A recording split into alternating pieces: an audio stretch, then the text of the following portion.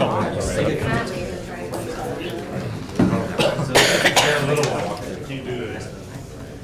a good retirement one. Address the court on our guy.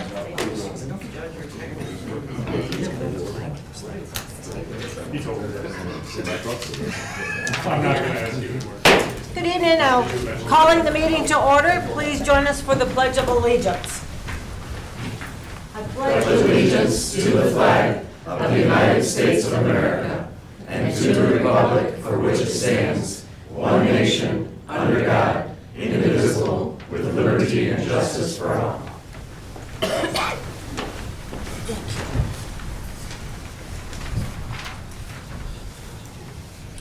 And first off tonight, I would like a motion to approve the April 7th agenda, tonight's agenda. So moved. Support. Okay, motion was made by Commissioner Glissman and supported by Commissioner Swinzell. Is there discussion regarding that? Commissioner Brady. I would ask that consent agenda C8 be removed from the consent agenda, the fixed asset disposal, for discussion. Would you like to make that G5? Yeah.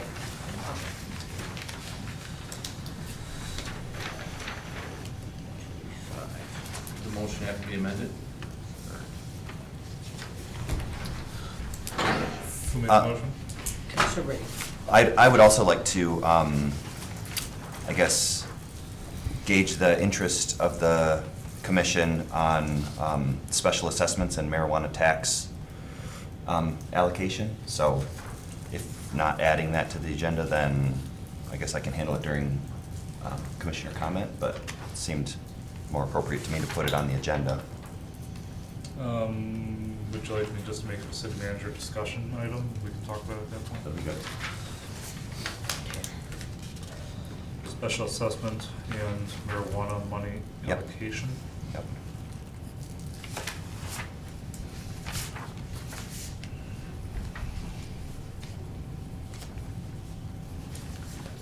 Okay, well, first off, we would need a motion to remove the consent agenda number 8 to G5.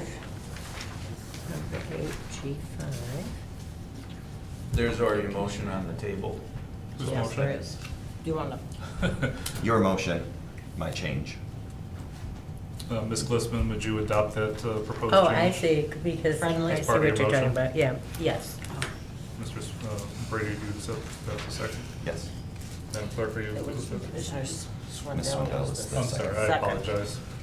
Ms. Wendell, would you accept that As a modification? friendly amendment. Yes. Okay. So that's been accepted as a friendly amendment change, motion change. Any further discussion? Okay. All those in favor of that motion, say yes. Yes. Yes. Opposed, say no. That motion's carried. Okay.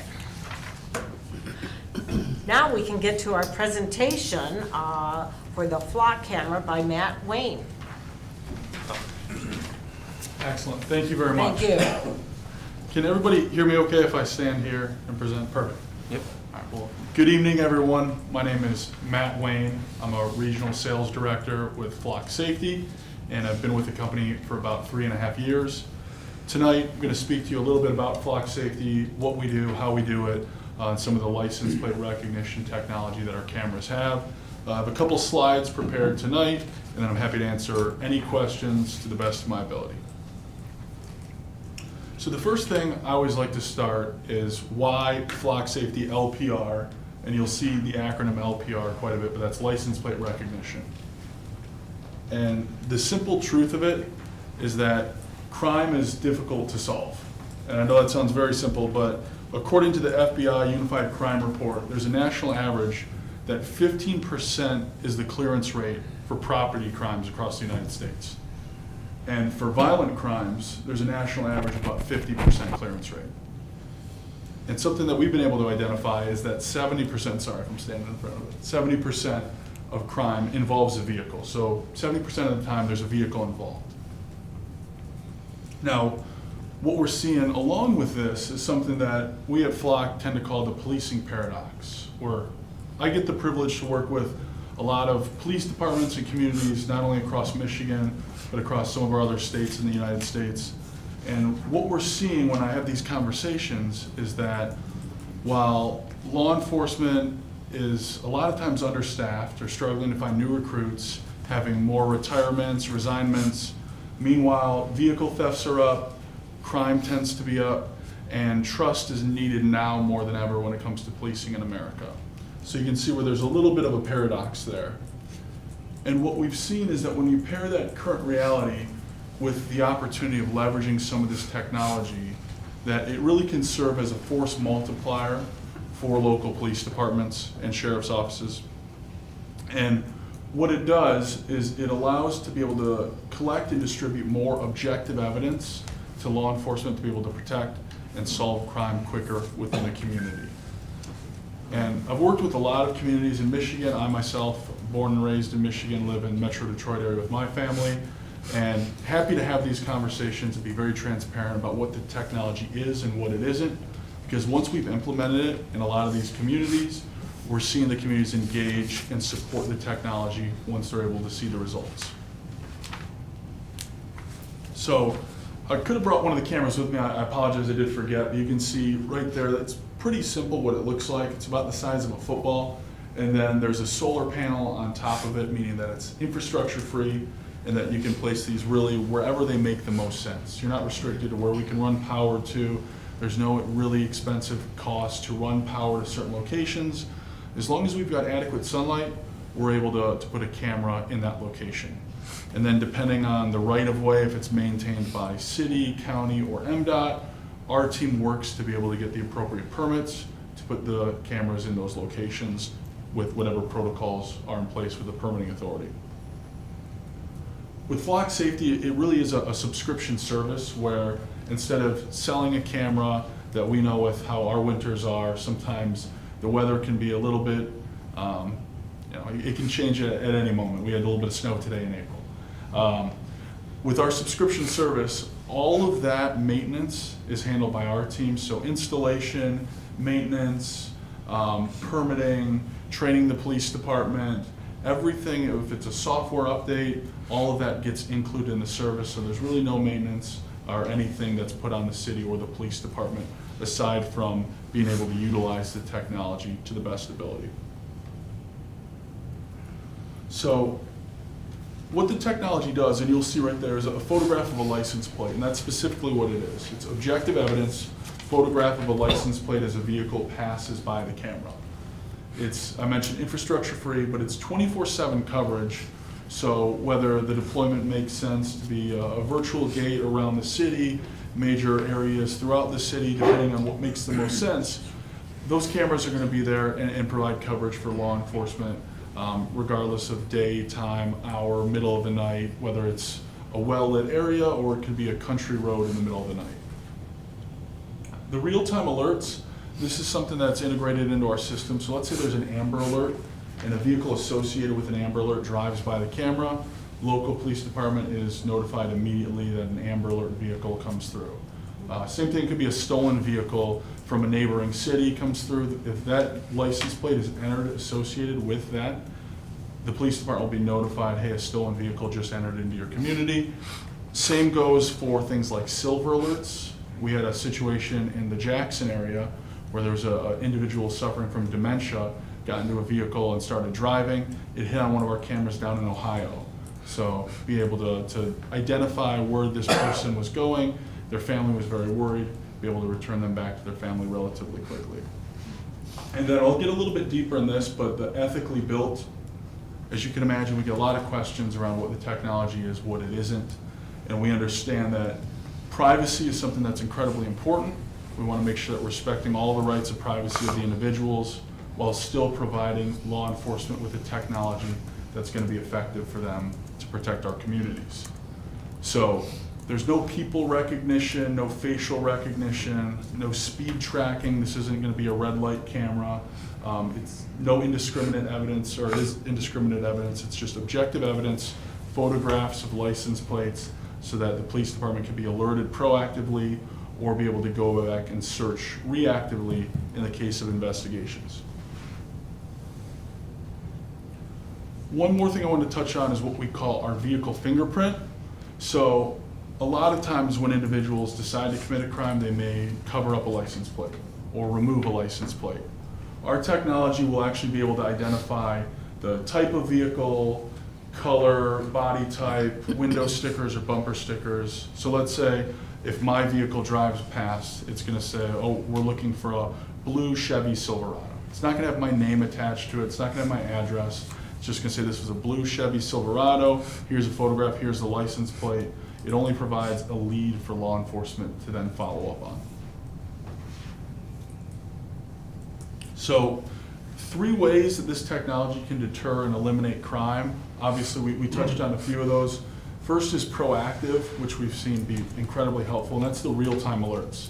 The moment that a wanted vehicle enters into the community, law enforcement is notified. Investigative, we talked about those clearance rates. Let's say a crime happens at a certain area and you talk to an eyewitness and they say, yep, an individual got into a red pickup truck. Law enforcement can go back and look and see how many red pickup trucks were in this area from 9 a.m. to 9:15, narrow it down to 3 vehicles. Now there's 3 leads to follow up with. And then lastly, the cameras can serve as a deterrent, whether just by nature of being up there, or we've had communities that may do a press release saying that they're partnering with us. We have seen having these in your community can serve as a deterrent as well. So we talked about a trusted partner and obviously the ethical questions around the technology. So we put a lot of thought and effort into protecting privacy and building in accountability mechanisms to make sure that that is the case always. So all of the footage is going to be owned by the agency, the city. So it's not owned by Flock. We don't own any of the data. We're not selling it to do anything. It's owned by the law enforcement agency, and then it's completely up to them if they'd like to share any data with neighboring agencies. There's a 30-day retention period. So the information, the images are stored in the AWS cloud for 30 days. After 30 days, they're hard deleted and they cannot be recovered. Now, if law enforcement is doing a search for an investigation, they can download an image to their evidence management system. But as far as on our system in the cloud after 30 days, it is hard deleted. It takes human bias out of it by delivering only objective evidence. And then all data is stored securely in the AWS cloud. Anything NCI sees in the AWS government cloud, encrypted end to end. So I talked about some of the accountability mechanisms. The first is if anybody goes in to do a search within the system, a search cannot be conducted without having a reason for the search. So if I'm an individual, I've got my own individual login, I do a search, it prompts me, what's the reason for the search? Could be a case number. Different communities, different cities have different reasons what they can put in there. But then if there's anything that doesn't match up, there's an audit report that's given to administration that shows, hey, this search was done, maybe this doesn't add up. Very easily gets red flagged and gets brought to the top if for any reason there's a search being done that shouldn't be done. I talked about no facial recognition, not collecting any type of registration data, third-party database. When I drive by a camera, it doesn't say this is Matt Wayne who lives at X, Y, and Z. It just shows a blue pickup truck, license plate. If my license plate's associated with a hot list, they'll be alerted. If not, it'll go by. That image will stay in the cloud. A search will never be done for it. After 30 days, it's automatically deleted. No facial recognition, no parking enforcement, no tolls. And then the last thing is a transparency portal, which is optional. Some communities choose to do this.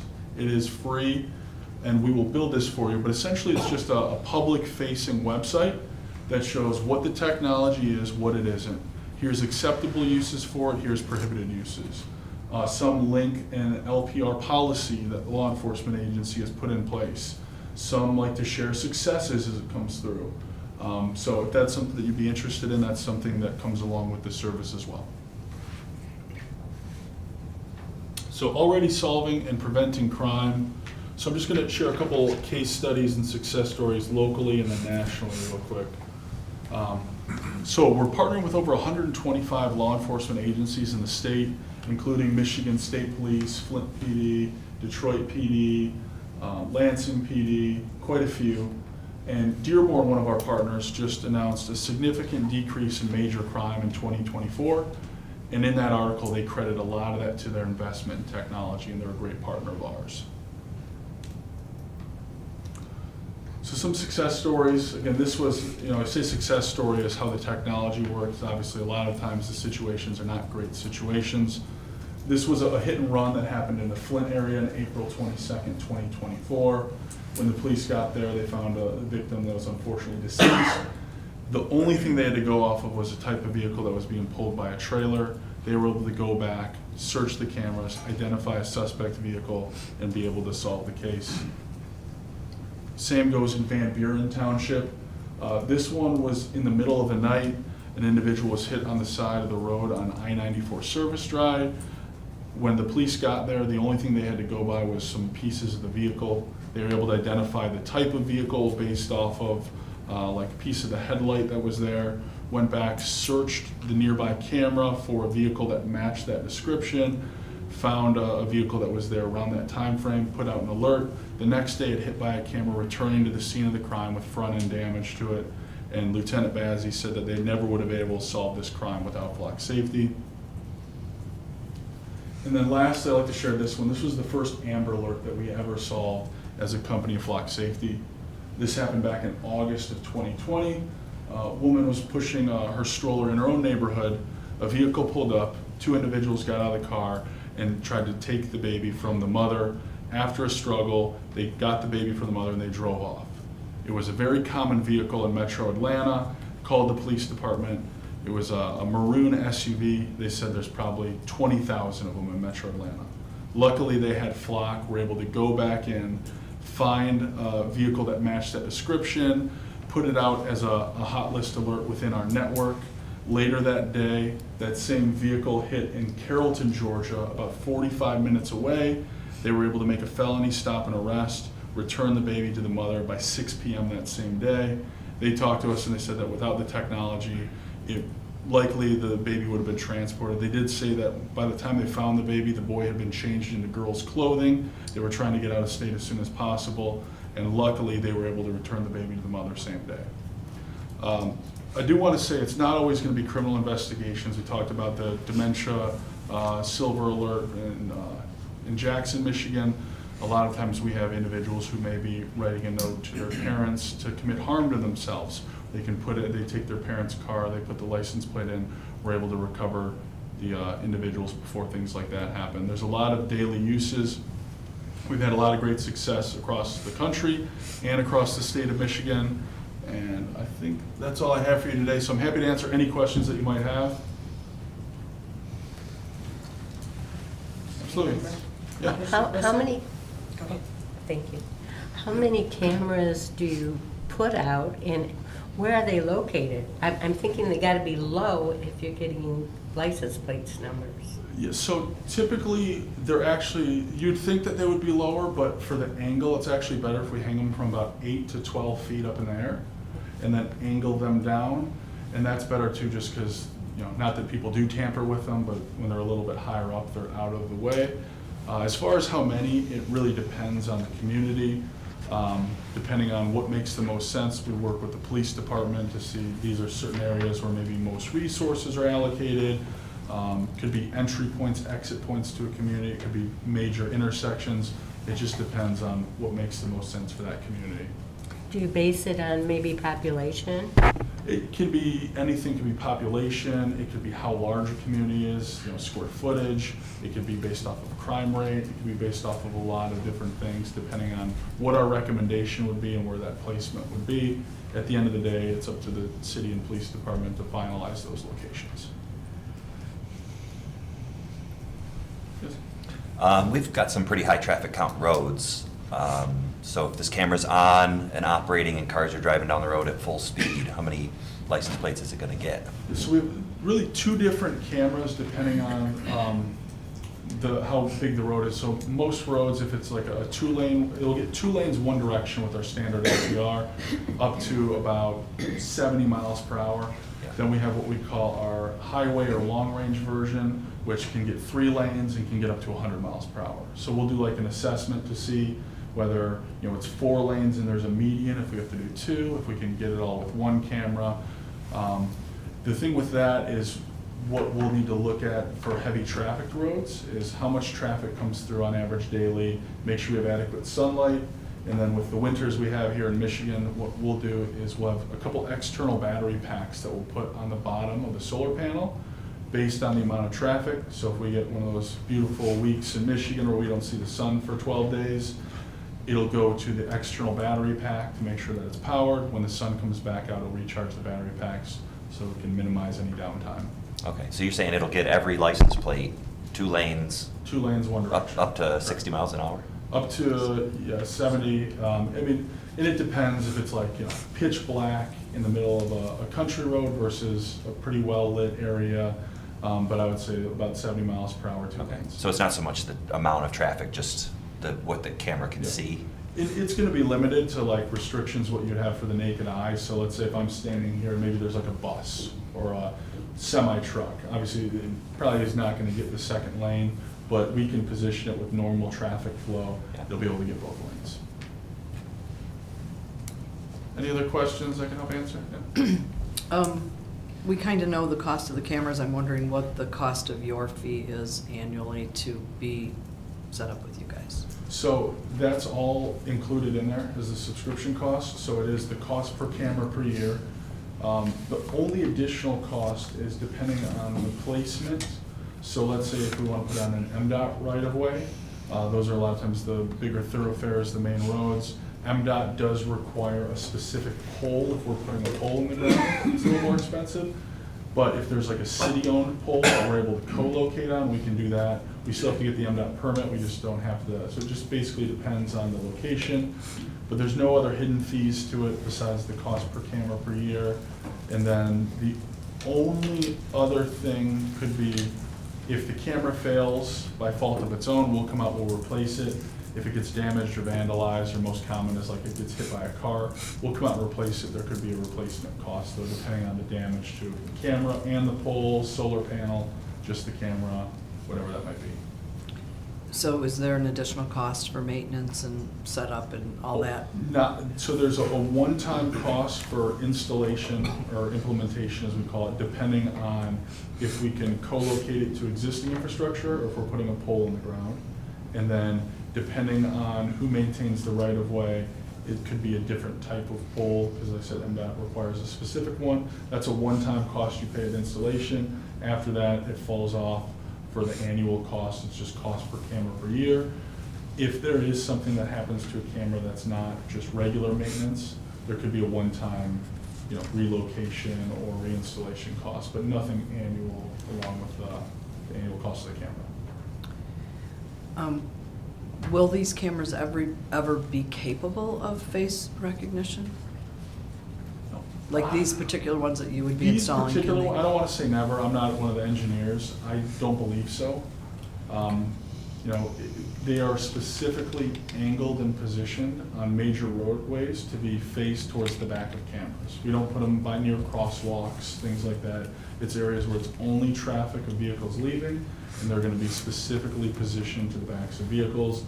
Now, if somebody walks in front of it, it is possible that it will take a photograph of a person if they walk in front of the camera, but it's not going to be able to identify that person in any way. And what is your average population of the cities that you service?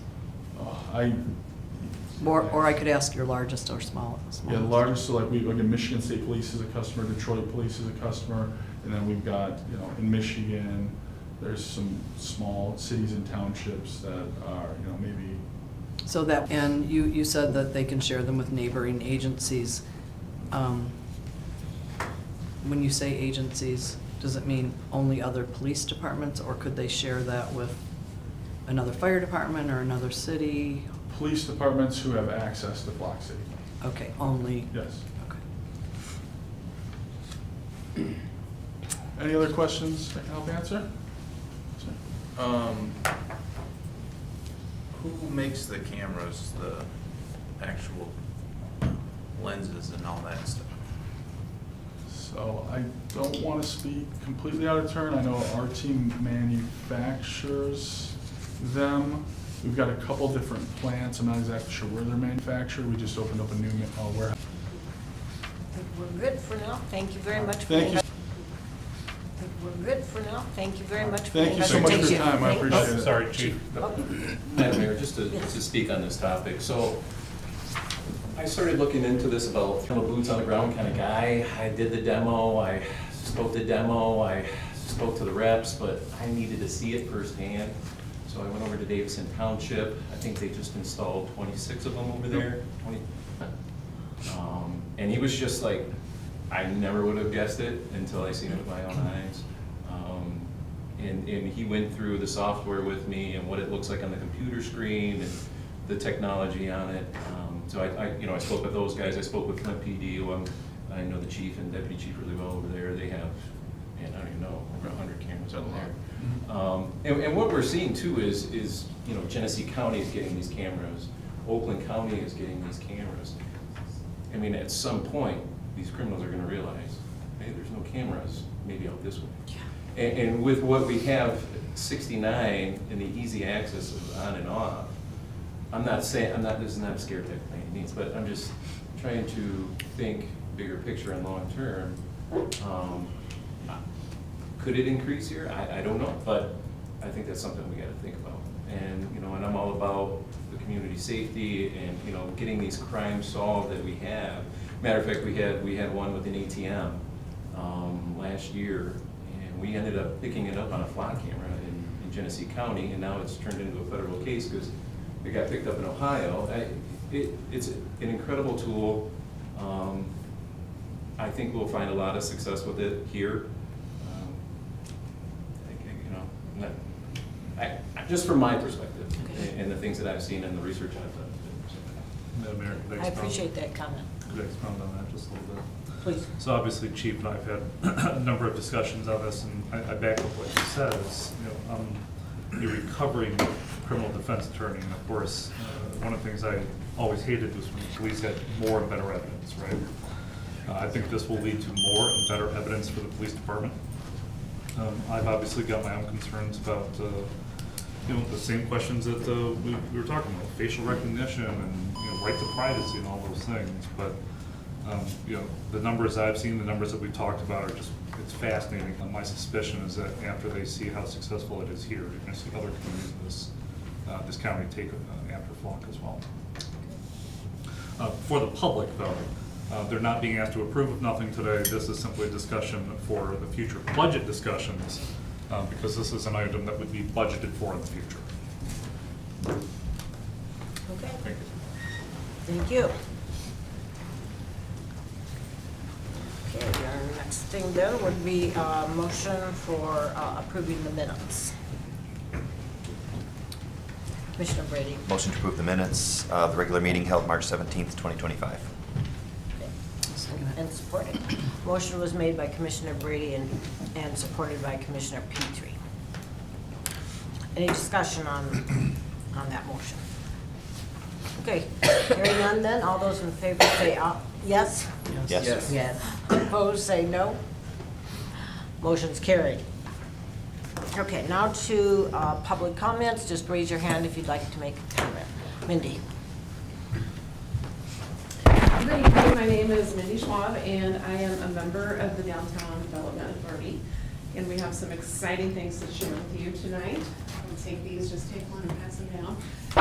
That is our Main Street Impact Report for the previous year. And I wanted to draw your attention to a few things.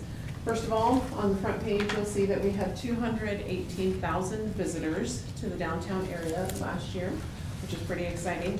I also wanted to point out we've got 12 restaurants and 14 retail stores, and we wanted to make sure that we remind everybody, when you see something on social media, when you have a good experience, please remember to share and comment positively on all of the businesses downtown. On page 2, we wanted to bring up a few points. The in-demand businesses, you'll see that the number 1 on the list is a bakery, and I'm really happy to report that Probably sometime this summer. We will be seeing a bakery downtown, Grace and Butter Bakery. It's gonna be in the 200 block of Nipissing, and we're really close to somebody's house, so it's gonna be super dangerous. Also, on this part here, Lapeer, the Main Street DDA, we've been working on the placemaking committee at getting wayfinding signs up using a vibrancy grant. And so we've got those ready to go. We are working with the DPW. We will have those up very, very soon. So please take some time. You can take these home. If you need extras, Jim Alt can give you some, lots of really cool information here. If you want a greater breakdown and more information about this, on April 17th, 7:30 a.m. at the Doghouse, we will be doing Rise and Shine, and we'll be going over all of this information and in much greater detail. So you can join us that day for that. We are actively working on the renewal of our 10-year DDA development plan. And we would just ask that you would approve the Citizens Advisory Council that we have been working to put together. It's been fairly difficult to get that put together, to find people in the district who are wanting to serve on this. So we're asking you to approve that, and then once it's approved, we're gonna have a meeting, probably followed by another meeting, and also another meeting after that. But we will be getting all of those meetings together so that we can share our plan for the next 10 years that we have been working on. So please consider voting for the Citizens Advisory Committee. By the end of June, we'll have all of that wrapped up for you. And one more thing before my time is up. There is a CEC,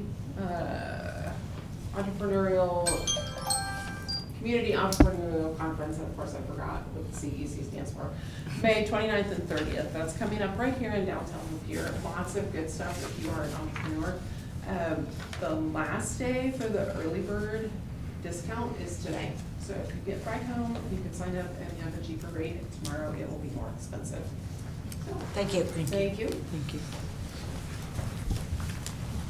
Okay, who would like to, is there anybody else? John? Good evening, Commissioners. I'd just like you guys to think long and hard about this new system. There was, the Inspector General found over 280,000 FISA warrants were taken on people that they didn't have probable cause. I mean, some of it was an enemies list, some of it was their wives and girlfriends and stuff. And sometimes when you give law enforcement more technology, it gets abused. I mean, there's so many cases of that. I trust your chief of police, Howell, and I like him too, on top of it. And he's not the issue, but, and I know it's not feasible for him to be the only one looking at this thing, 'cause it's a 24/7 job. But I just would like to caution you on new technology, given to the police officers, or any law enforcement, because it just tends to, you know, we have a long history of having issues with that. I had one more question I wanted to ask you, which was, I was wondering if I could get, and I can FOIA this if you want, but I don't really want to FOIA our clerk, because I'm kind of fond of her too. But I was wondering how many hours, or how much money we spent on the Shango ordinance violations in attorney fees. If I could have that, that'd be great. If not, I'm happy to FOIA it. Thank you. Thank you. Is there anybody else who'd like to make a public comment at this time? Okay, seeing no. Mr. Petrie.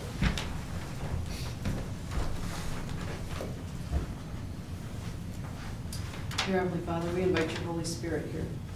We ask you to fill this room, fill our hearts, fill our minds. Lord, we ask you to be in this meeting. Keep us kind, thoughtful, considerate, respectful, and remember that the welfare of the city of Lapeer rests in our hands, that you have given us that I could describe it in so many ways, Lord, and I just can't come up with the word right now, but other than you have given us that watch. Thank you that you have placed every person in this room here at this moment because that was your will. So thank you for all that you've done. Thank you for all that you're going to do. Thank you for the protection you've provided our community, and we ask that you keep your hand of protection on us. I pray all these things in your precious Son, Jesus' name, amen.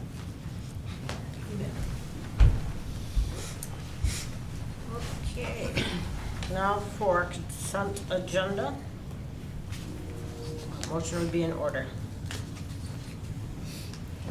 Madam Mayor, make a motion to approve the consent agenda for today, April 7th, 2025. Support. Okay, motion was made by Commissioner Swindell and supported by Commissioner Atwood.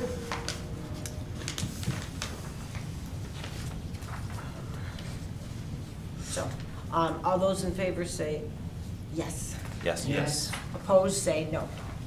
That motion's carried. Okay, bill listing. Commissioner Brady. Motion to approve the bill listing for April 7th in the amount of $293,781.55. Okay, motion was made by Commissioner Brady and supported by Commissioner Swindell. Is there discussion regarding the bills? Okay, hearing none, I ask for a roll call vote. Roll, please. Commissioner Atwood, Yes. Commissioner Brady. Yes. Commissioner Glistman. Yes. Commissioner Petrie. Yes. Commissioner Swindell. Yes. That motion's carried.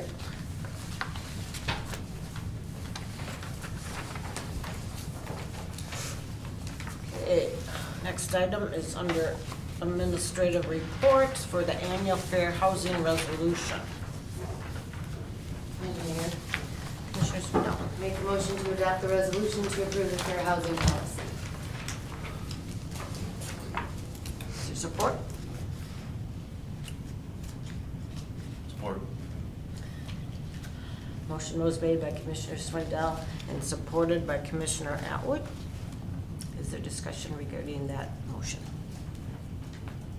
Okay. Hearing none, all. I have a question. Oh, okay. Of course. When was the language of the Fair Housing Act, this particular language that you want to put in, when was that adopted? You mean by- Because it says that we want to reflect the current verbiage regarding those two things. So when was that change made? Other than what I'm asking you, Madam Mayor, when was the change made to our Title VIII? Like, was it, I do not know when that change was made. I'm wondering why the timing, why we're doing it today. Because it was put on the agenda, something that I assume that the housing department needed. Okay, and then who is, HID, who is that person that is requesting it? Who's in charge of that department? The Housing Improvement Department, because it's not a state department. So I'm just asking. I would have to look into that and have the appropriate department head or our city manager get back to you. I'm wondering how it came to us. If you mean the housing department for the city of Lapeer, that would be Department Head Denise Soldensky. So did Denise ask that we put this language in? So this is, from my understanding, something that we do literally every single year. Change the language? The language that is presented to you is the current language that is, let's see here, Michigan Elliott Larson Civil Rights Act of 1976. I'm sure that this is something that is given to us by the state or the feds as a requirement of our fair housing that we do through the city. Well, I checked with a couple people in Lansing, and I didn't get that information, so I don't feel comfortable changing verbiage in something that this didn't come from the state or the Fed, as far as I know. So I just wondered, who did it, why now? So What's All I can remember is that this has been taking place every year. to change the verbiage? Commissioner Brady. I will shed some light on the situation. So, the change, what's highlighted in our packet is it says sex, and then in parentheses, gender identity, et cetera, of what the changes are gonna be. And I would imagine that's what you're referring to as far as the changes. Right, I wonder why we're changing that this year. I mean, we don't change the So- verbiage every year. I was able to find that that's what the language was last year, and I was able to find that the Michigan State in 2023 added that language to the act. I can't remember what the name of the Elliott Larson Act in 2023, but we also have a 2024 executive order that basically scratches that language and just reverts it back to saying just the word sex, meaning. Right, that's what I found out. I think that was effective April 2nd from our new housing secretary. So my concern is, I don't want to go against the current administration, what they're telling us to do. I believe this is what they are requiring. It's not something that our housing department, I don't believe, has just made up. Right, no, I'm not suggesting that. Commissioner Brady, do you want to add to that, please? Well, I guess we do have a question for legal counsel, and I would imagine it would be more appropriate to send that question to him, but I'd want to be very clear with what we're asking him, so he doesn't have to spend the same hour that I did researching this. Well, and had this been brought to staff's attention before the meeting, we certainly could have done that. I would have loved to. This didn't hit my attention until about 9 last night, and I was at court today and doing other things, so I wasn't able to contact somebody about it, but I'm asking now, and Mr. Francis is here, so I think it's perfect time to ask. I mean, that's why we're here all as a group. And I'm saying that if you would like a proper response from staff so that we can investigate these concerns, you have to let us know ahead of the meeting. And this has been an ongoing issue for staff. It feels like this is kind of like a gotcha for staff. No, it is not for me. It is a question that I don't have the answers to. So I'm asking our city attorney and the rest of the group how much investigation this is our only time to talk about it, so how much did you investigate? I spent several hours over the night, or last evening. You aren't open on Friday, so even if I would have noticed this last Friday, you weren't. Ms. Petrie, I work every day of the week. I take phone calls from every person on this board 7 Right. days a week. And Right. if you had several hours to investigate it yesterday, you had several hours you could have brought it to my attention so I could have assisted you. Okay, I didn't know to contact you about this on Sundays, so. My suggestion would be to either take a vote or to have I- our department, Apart from the, Denise or our attorney, look into this matter and bring it back. I'm not sure, do we have to have this done this evening? I don't know, and unfortunately, our housing department staff is not here presently. Look, I obviously want to do things correctly. We're copying the same language we had from last year. I don't understand the objection, apart from Ms. Petrie's objection to gender identity, sexual orientation, sexual harassment, which has been the previous language. I don't personally see a problem with taking it back, investigating and doing what's the current law, which I heard April 2nd, is that what I heard? That maybe it just Effective. recently changed. It's possible that they simply copy pasted from last year, because this is something we do every single year. But I want to do things right. I'm just a little surprised that it's coming to us at the meeting. I do have a question. Commissioner Atwood, you have your hand up first and then I'll get back to you. Yeah, Commissioner we did, Quisling. I'm sorry. We did approve this same language last year, same time.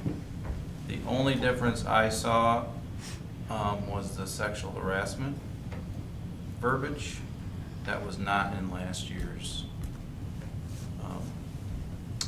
document that we approved. Well, and it does seem that either from state or federal, they can always tell us what to do. But- Words that we can say and what we can't. I do want to follow what the law is, or what they're saying from the federal down. And I Yes. know the president had said something, but has that correlated into the legal side, which is a question for our attorney, which he might not be able to answer specifically tonight. So I would probably advise to table it and give our attorney time to do his due diligence. I'm gonna let Commissioner Quisling first Well- speak on that issue.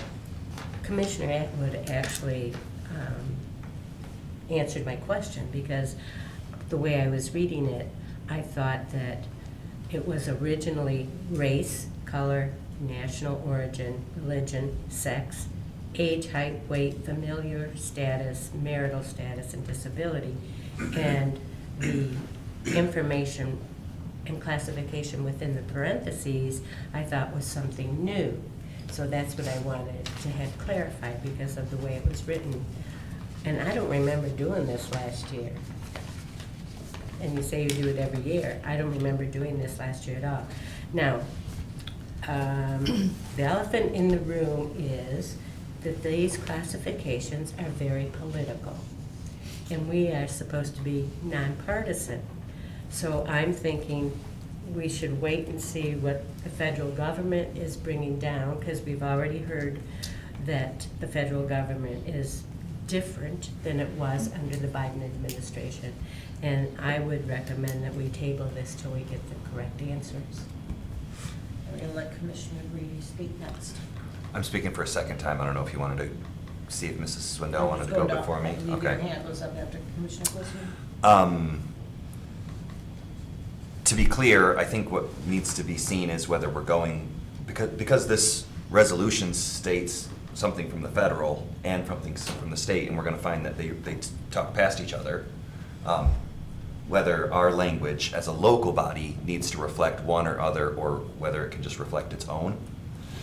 And it's certainly not my desire to discriminate against anybody. I just don't see the need to expound definitions in our language if it's unnecessary. I don't want to jeopardize grants that we might get from the state or from the federal. That's why I would just ask that the city attorney weigh in on it. But I think ultimately, we're not planning on discriminating against anybody. So, Glad to hear that. yeah. I'm very glad to hear that. Commissioner Petrie. And I didn't say that, Mike, at all. So what I wanted to, it was highlighted in our packet. That's where I noticed it last night, like, well, why is that part highlighted? I don't want to discriminate against anybody. Neither do I want to risk funding if we are not in compliance or alignment with what the federal government tells us we have to do. That is my only, concern. So that's why I asked, who is HID? Who said we had to do this? I have a comment for Ramona. Would you like to speak? And then I'm going to ask. I just want to bring to your attention, I was able to pull it up. So last year, we did it April 1st of 2024, and very quickly, it says, because of race, color, national origin, religion, sex, in parentheses, including gender identity and sexual orientation. And this year's says,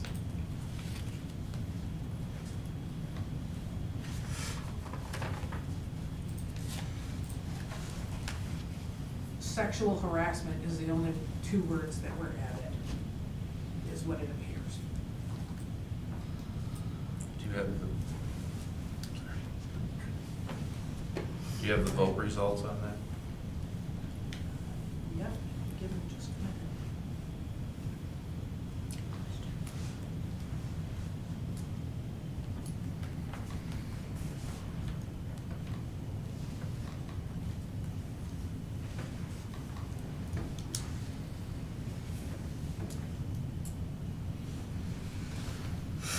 It was unanimous.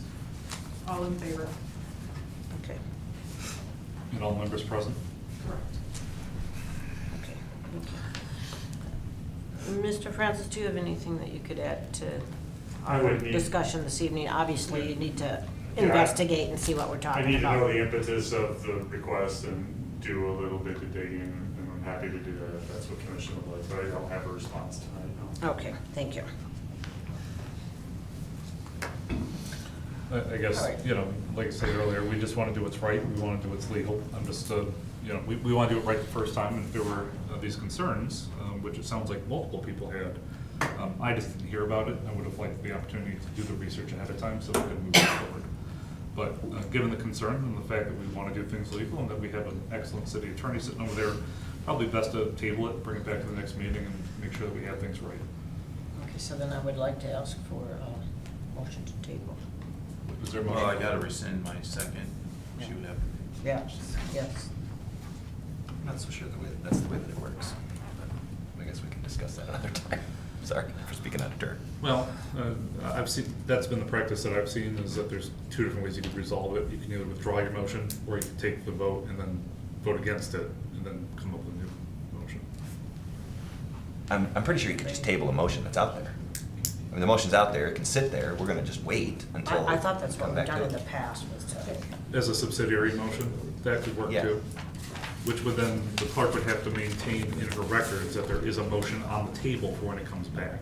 So just to clarify, table means till the end of the meeting. Postpone. Postpone means to a different date, and you have to be specific. And so it does make it a little bit cleaner, so that later on she doesn't have to say, oh yeah, I forgot we had a motion on this, and then go back. That's why it's sometimes cleaner just to withdraw the motion. we're gonna withdraw the motion. Please. I will withdraw my second. I'll withdraw my motion. So, Commissioner For the Swindle word sexual harassment. which I has think is withdrawn her motion, ridiculous. and Commissioner Atwood has withdrawn his second. Now officially, Motion to postpone to the next meeting. and now I can officially ask for a motion to postpone.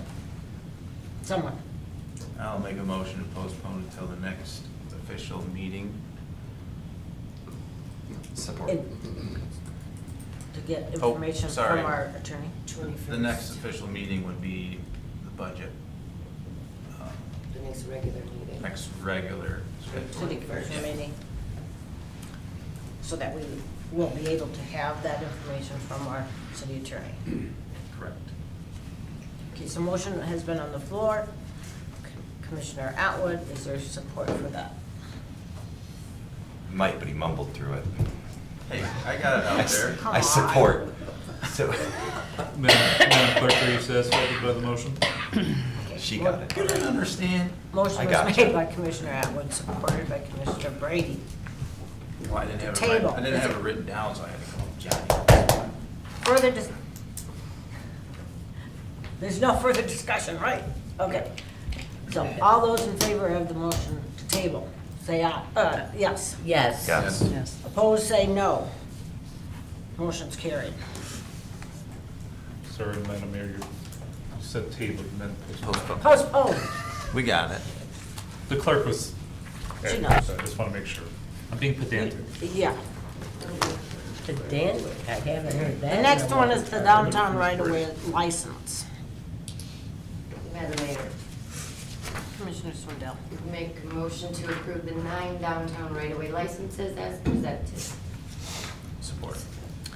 Motion was made by Commissioner Swindell and supported by Commissioner Atwood. Is there discussion on this motion? Madam Mayor, I think it's wonderful we're gonna have, that we have 9 places that you can go and hang out and sit downtown. I love that. In the nice outdoor weather, when it comes. When it comes, maybe next week.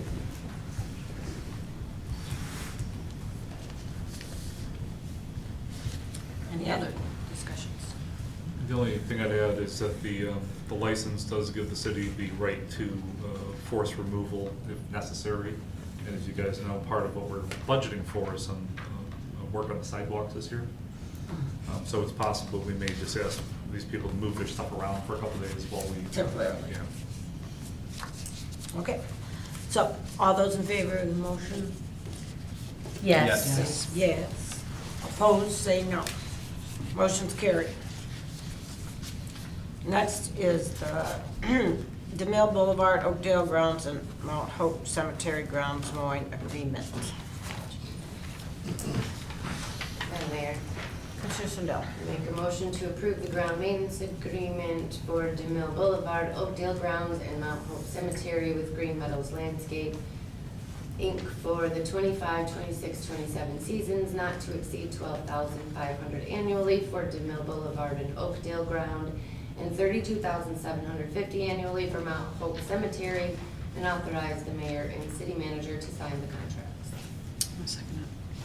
Motion was made by Commissioner Swindell and supported by Commissioner Petrie Is there any discussion on this?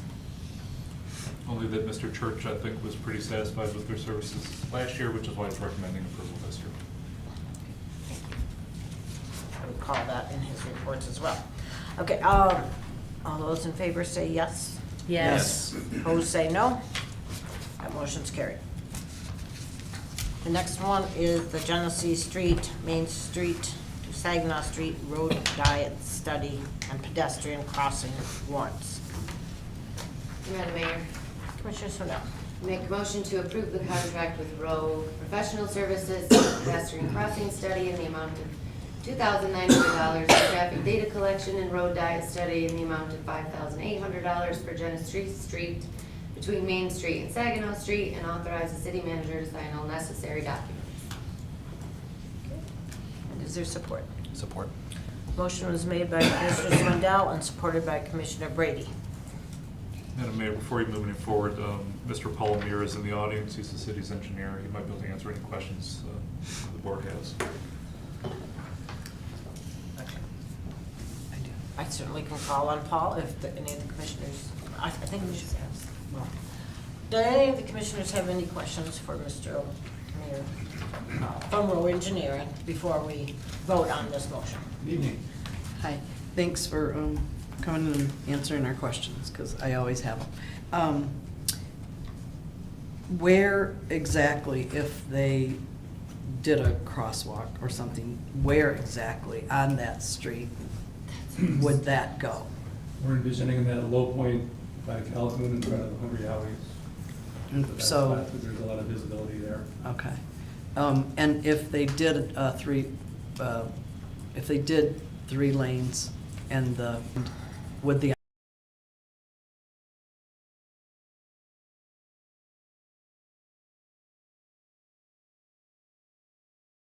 I You chose would have to that. pull it short enough that it doesn't impact the left turns into the next intersection, so it wouldn't be that long. Would it impede like large trucks No. turning or? No. Okay. I wanted to know exactly where the crosswalk would be.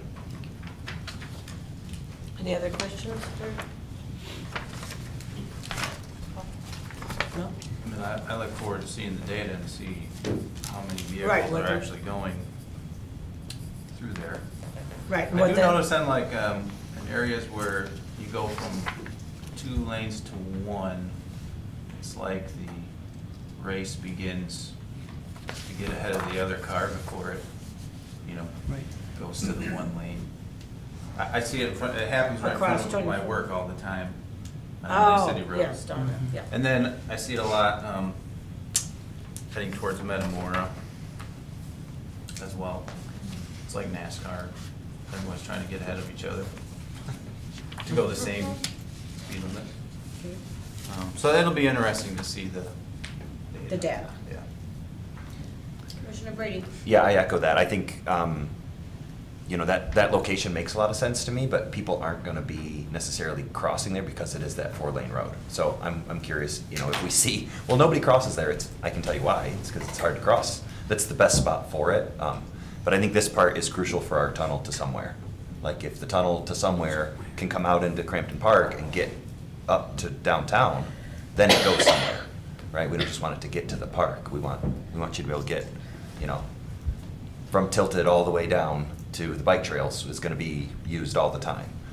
Or even just people that are in the downtown area, that are forced to kind of get in their car to go to the park. Well, now they'll have that option to actually walk down the street and use their parks. So I'm definitely in support of it. I hope we get good data that gives us just a great solution. Madam Mayor. This includes a road diet that would turn it into 3 lanes, just like we did the other side of Genesee, correct? So, Yes. So it's a road diet study to see if that will work in the pedestrian things, and there's a lot of other things we can do with the pedestrian walks. We can put lights there, we can say, hey, you have to stop if there's a pedestrian. There's a lot of options for that to make it safe. So Paul's got much prettier language. I'm sure he'll bust out here in a second, but my understanding is there's kind of 2 things going on here. First, there's a study to determine whether 3 lanes works over there. You know, 3 lanes worked, I thought, pretty well over on the other side of M24 because it's more residential, more school-based It's easier to pull out of my house. versus on this side of M24, which is much more commercial-based. But if you have 3 lanes, now you can put a traffic safety island in the middle, so you're changing the, you know, was it about 45-foot crossing to, you know, 20-foot crossing 2 times, which obviously is a lot safer for pedestrians. The $2,900, I think it is for, if we can't do the 3 lanes, then maybe we install what I refer to as a hawk system, which is the user-actuated button that's kind of like a traffic signal flashing yellow lights. Is that accurate? Correct, yeah, we wouldn't do the Hawk study if we determine that the 3 lane is feasible and the commission agrees with that. That's the direction to go. I have one more question. Would turning it to 3 lanes cause that light to back up further than it does on busy times? That light being like. The ones at the 2124 end. 2124 Well, that would light. be a part of the study. We'll put together a simulation as to how the traffic will react to that. Okay. We look forward to the study. Right. Thank you, Mr. Mayor. Thank you. Thank you. I believe we're ready for a roll call vote. Could you please do that, Ramona? Commissioner Glistman, Yes. Commissioner Petrie, Yes. Commissioner Swindell, Yes. Commissioner Atwood, Yes. Commissioner Brady. Yes. Motion's carried. Yeah, I've got a couple things. Okay, so we'll move. So the next item then will, G5. Oh, yeah, we removed something from G5. consent. that Fixed was asset number disposal. 8. No, yeah, number 8. From the consent agenda. Commissioner Brady, you asked to have it removed, so do you want to? Yeah, I told the housing department guy he couldn't have a new car. And the last time we talked about the vehicles, it was, hey, there's a police car that's coming up. I didn't know if this was that car or No, so building department. building department. Yeah, Yeah, sorry. I believe the building department is now using the former street superintendent vehicle, and the street superintendent has decided to use his personal vehicle. So that's why we've got the extra vehicle. Okay.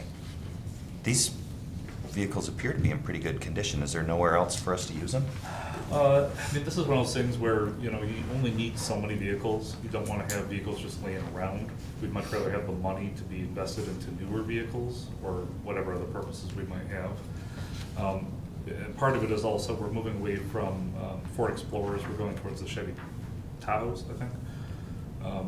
And then the old Ford Police Interceptor, that's the old vehicle from 2014. We just don't use sedans anymore. Now, my concern is more that I don't want these vehicles being sold for $50, you know, on gov deals. I want, my personal preference is that it be a minimum dollar amount. What do they call that? Like a minimum bid, yeah. A reserve price, yeah. Do we not do that? I think that's not been the practice in the past. I definitely think we should be doing Can we that. do that? I don't see why not, yeah. Yes, Mr. Fletcher other is people nodding have yes over there. ideas too. Okay. No answer. And is there commissioner opportunities to buy these cool old police cruisers before This- they get sold to the public? No, No. this is available to the public.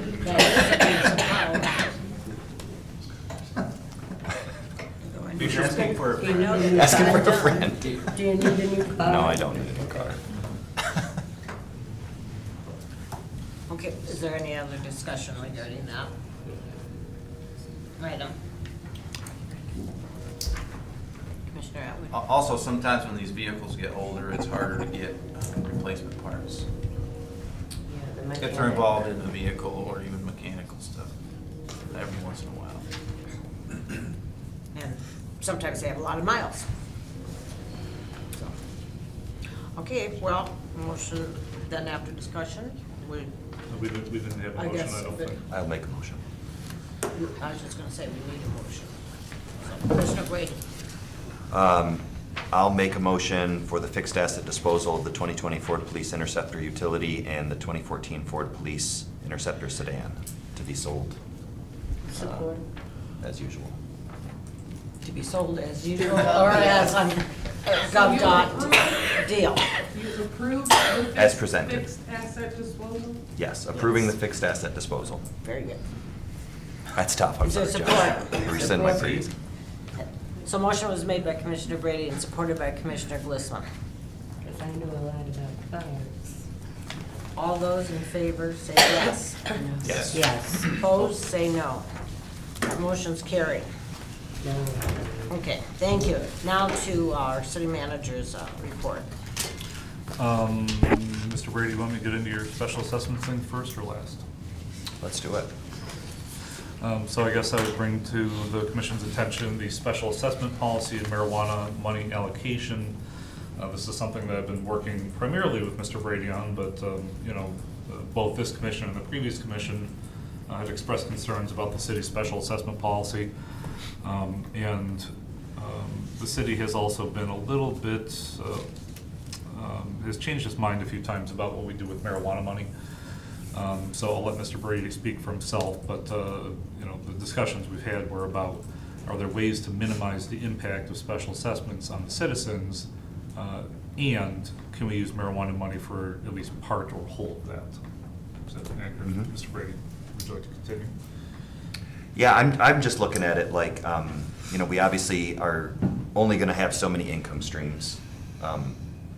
Income tax, property tax, the special assessment is an income stream. We have not collected that in quite a few years, but we are proposing over the next several years to collect what just so happens to be about the same amount of money as the marijuana money. This upcoming year, $350,000. Less as we go along through the next couple of years. So to me, it's a no-brainer. I know Mike is going to push back and say, "Wait a minute, I want to spend that money in other places." But to me, we have added an income stream, and so I would like to take off that income stream for the people that are going to have special assessments coming to them.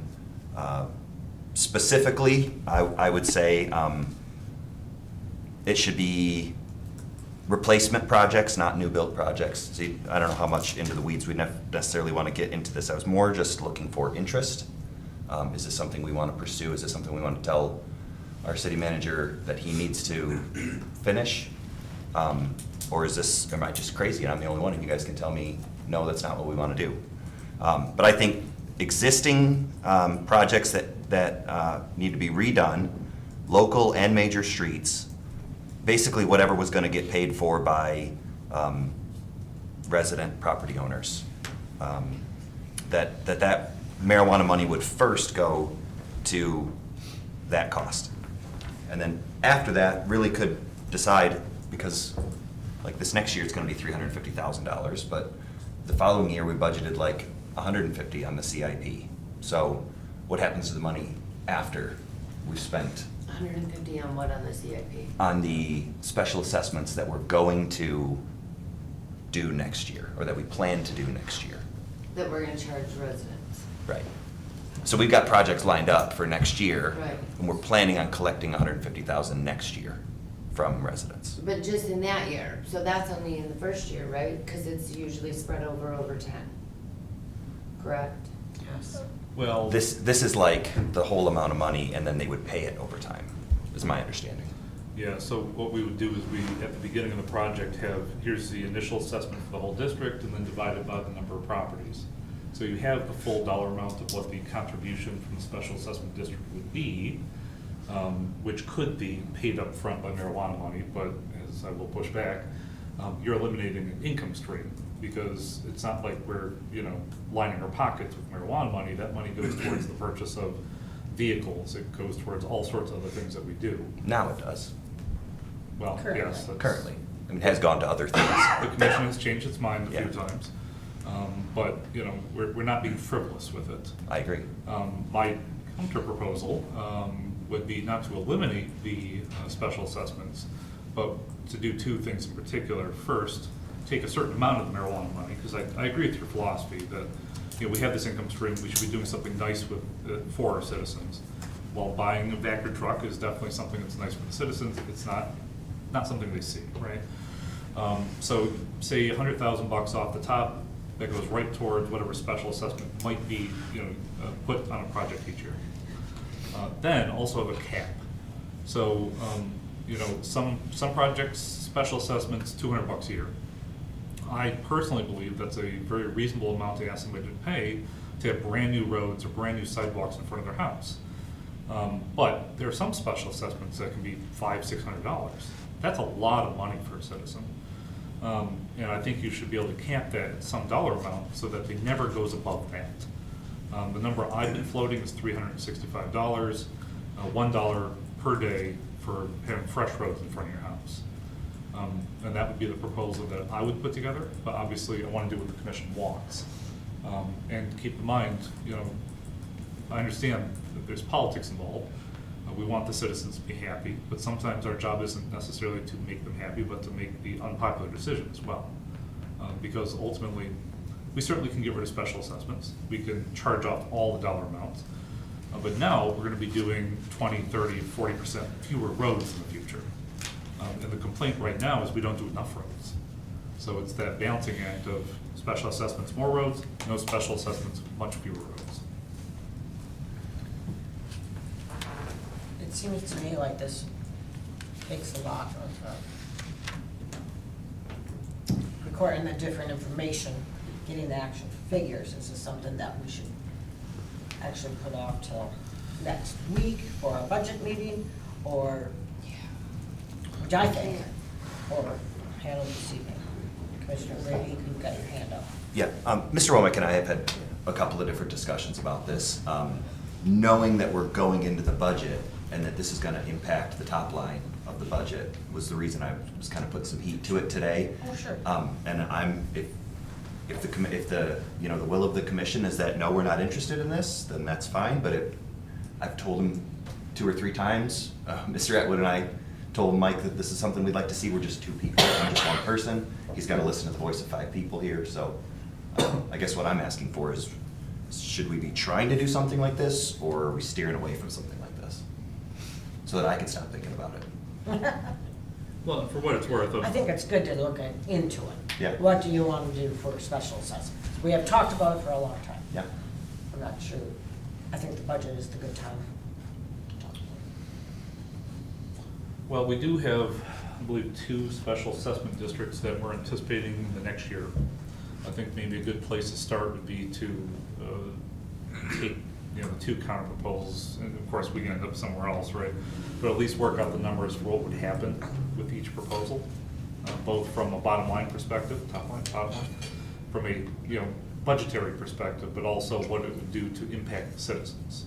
Because if you're a property owner, it would be nice to know whether you're going to be paying $600 this year or $300 this year or nothing this year. And keep in mind that Mr. Brady and I think are on the same page about reducing the cost to the citizens, just how much and at what level. Yeah, I've got the numbers, but like I said, I've been thinking about this quite a bit. I don't know what else everybody else needs to know before giving direction. We're gonna make a motion today anyway, right? This wasn't on the agenda, this is just a discussion, so. Correct. I have a question. Commissioner How Sarno? much is the income in the fiscal year we're in currently from special assessments? Because everybody that's been paying for 9 years on theirs and now they don't have to pay theirs, and the people that money benefits is such a small portion. Such a small portion. That money, like, it's specific to that road, and they're screaming they want a road, and this road is crap, but they don't wanna pay for it. But, so now we're gonna do this for these 10 houses that are on this street. So everybody else that had to pay the full amount is gonna come with their torches. And everybody, you know what I mean? Like, if people in the middle of theirs now, that's what I wonder what the income is now currently that we're bringing in. How many people, how many residents are on special assessments, how many properties altogether, and what year they're in and what the incomes are. Because if I am paying on year 9, but that guy, the next block over doesn't have to pay anything now because, and we didn't change the policy technically, then I would be upset. Because that money is income. It's extra income that we didn't have before. It is its own thing. This year's is already budgeted for, the one that we just got in this fiscal year, correct? We already did that. last year. So- It was in our budget. Yeah, so staff have obviously proposed a budget, which includes the money in, I believe, vehicle purchases, which is what we did last year. So, as you guys know, The money came in this fiscal year, so it's already budgeted in this fiscal year, this year's Correct. money, the Correct. 350 or whatever. yes. Okay. So it would be for next year's money a year from now. I believe that's what he's proposing. Now, to answer your question, I think the current amount of money that's due in special assessments is about $30,000 or $40,000 from all sources. Total or for just this year's income? No, for everything that's left over currently to be paid on all special assessments is, I believe, $30,000 or $40,000. For the remaining of the years, you're saying? Correct. Obviously, I don't have my finance director, so I don't have the exact dollar amount, but that's what I remember from conversations. And again, I'm with Mr. Brady. I think we should be doing something considering how hard inflation's been over the last couple of years. The fact that we do have this new income stream, but we're also short on vehicle purchases, and we haven't kept up the community center, and there's so many things that are backlogged. I just hate to get rid of a perfectly, legal and perfectly acceptable income stream that's been around since 1989 and has been used multiple times. Now, one thing, if I could just add before, we've also talked about the potential of asking for a roads millage in the future. And I think a roads millage opens up all sorts of avenues for happily getting rid of special assessments. But that would require a lot of work, and obviously, we haven't really talked about it at the commission level. I know I'm just springing out to you at the meeting, so to be, discussed in the future, I guess. That also would have to be researched of what took place, however many years ago that was when that was voted on. I think it was very, very close, if I recall. Commissioner Brady? Yeah, this upcoming year, we do have we would spend all of that money on special assessments on First and Second Street. And there's about 26 houses on each of those streets, and they're gonna each pay between $6,000 and $7,000, $600, $700 a year. It's a lot. Second Street was just added on. It was because we were in the neighborhood doing First Street, which is atrocious. We're gonna do Second Street. That road's bad. It's definitely needs to be done, but it's not the worst road in the city. But after that, in the following years, it's more like 150. And so that really, if the marijuana money, I know this is guessing at what the marijuana money is gonna be in the future, but it's been about 350. And so there's still $200,000 left over after we do the planned projects that we have. Now, of course, projects are gonna change. But you would know that income source is there, and the people in this town would get something out of the marijuana businesses that we've been putting up with. And namely, like roads that you can walk your kids down and you're gonna ride your bike down and use. So I just think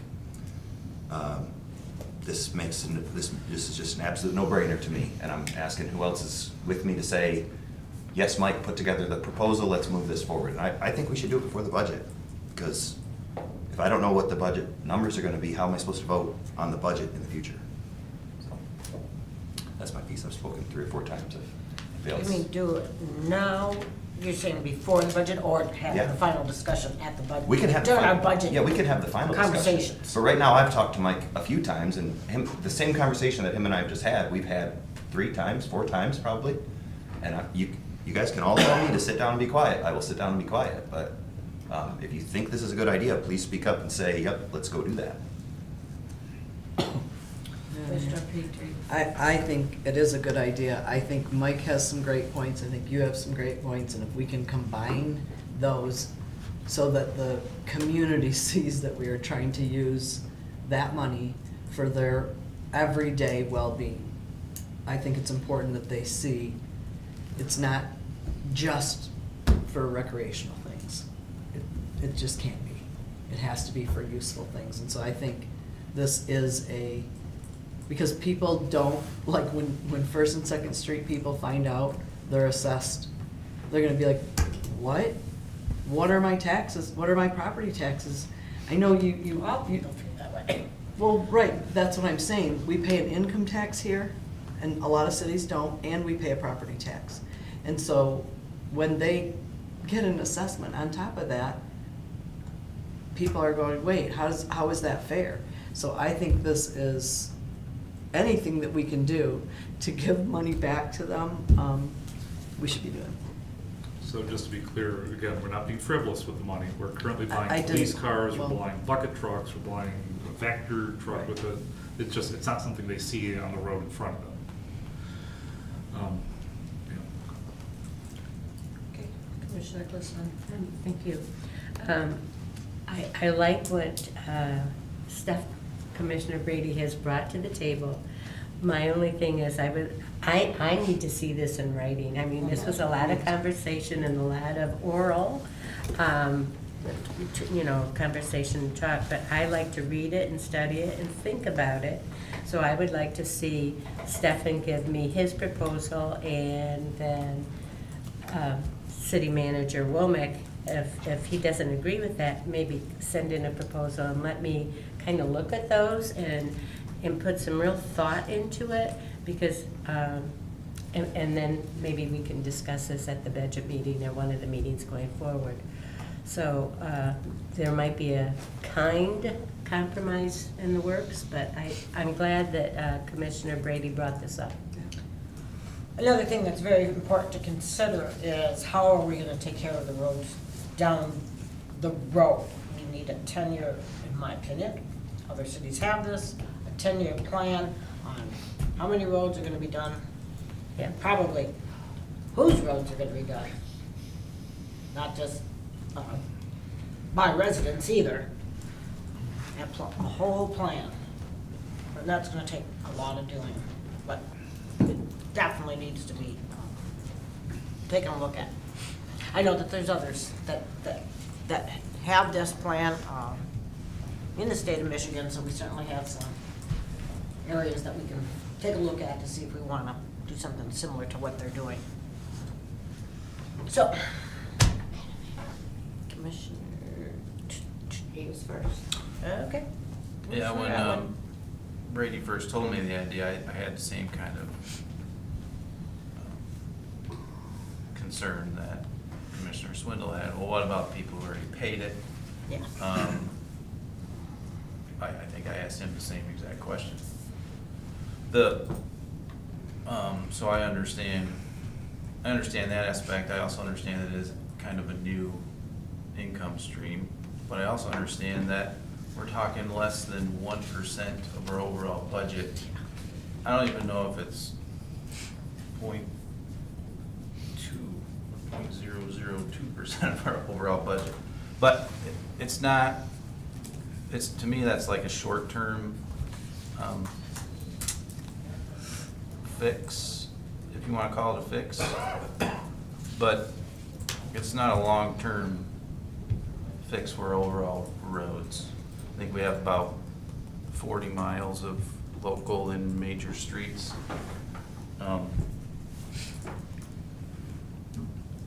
My whole goal in this coming up budget is to show the citizens that we're serious about doing roads.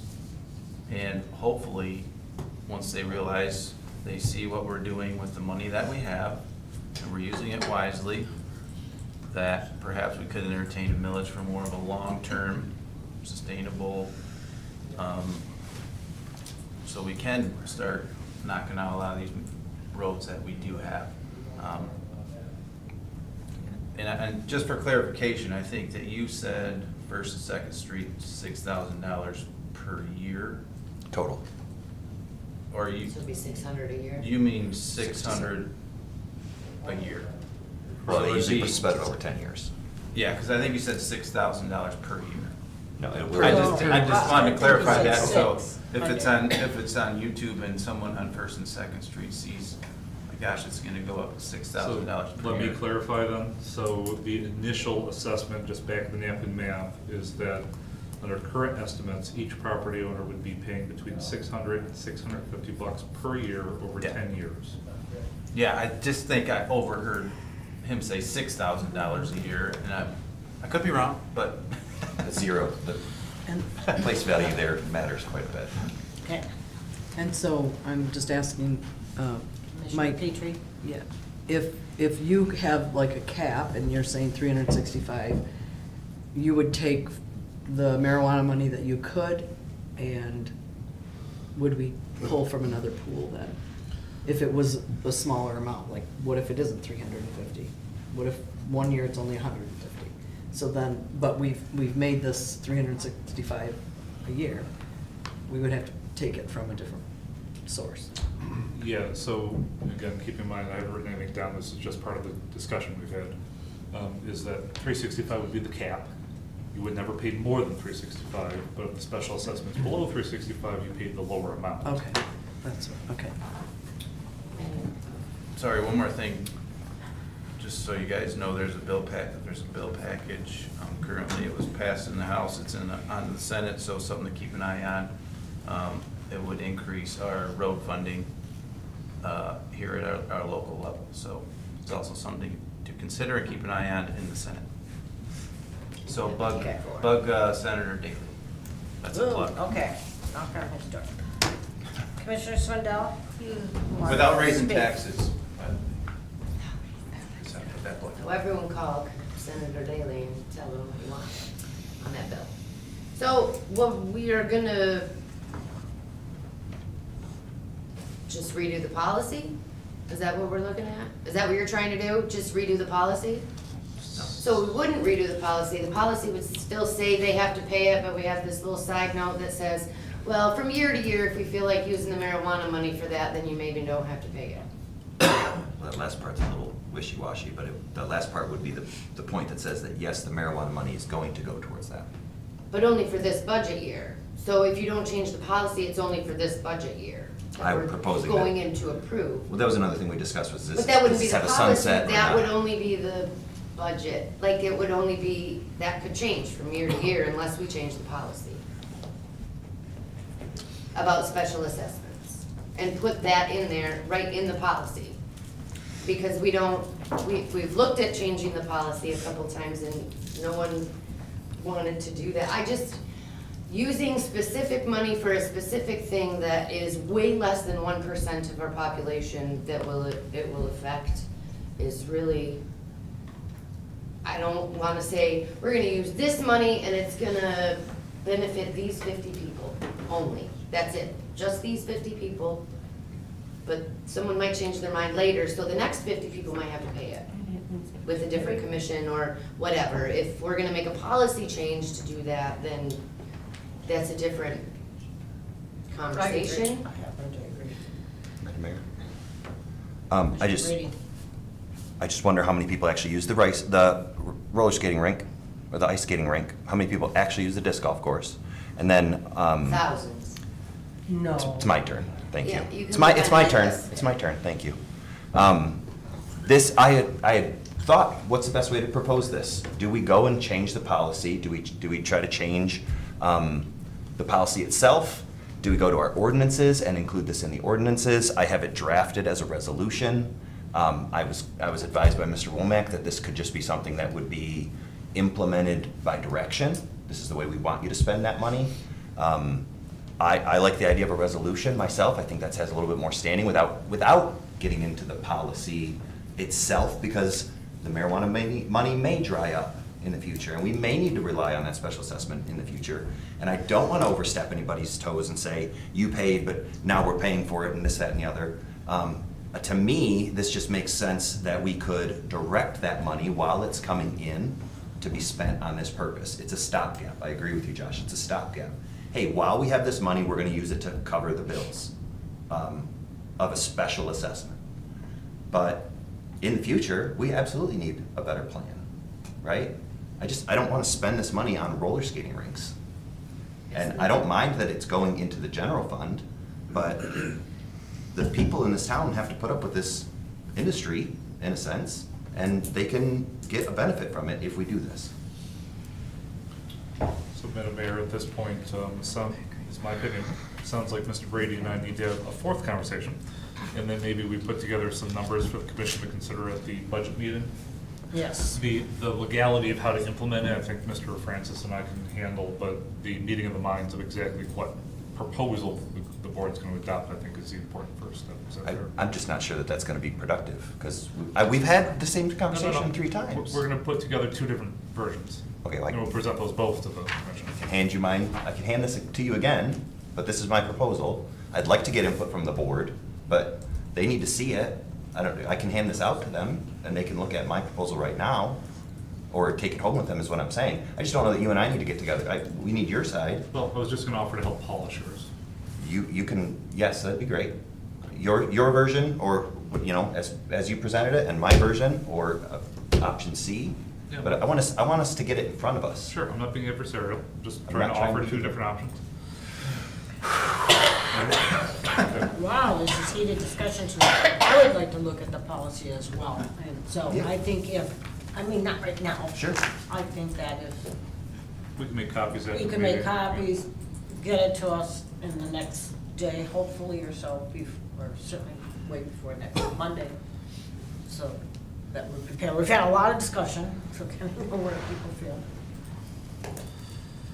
Okay. Does that sound okay? All right, with So you no, wanna move on with the rest of appreciate your you doing report? so no further discussion on that item. So joint meeting, I believe the only joint meeting date we had that everybody that we sent it to was available was, bring it up, May 17th. Obviously, May's pretty busy for us for the budget. What day is I'm that? not available that day. What day is that? For me. I think it's a Saturday. It's a Saturday. The next set of dates we could go to would be in June.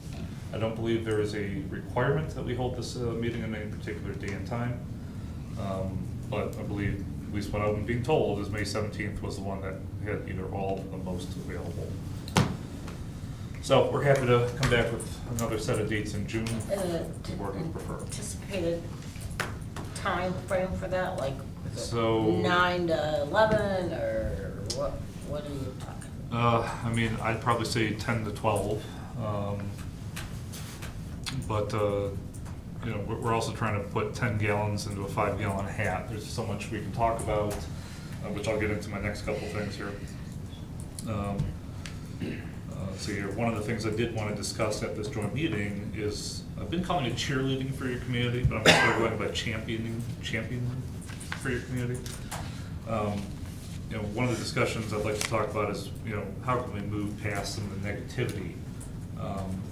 You know, I think there's a false perception, I see it on Facebook quite a lot, that the city is anti-business. That's just one example.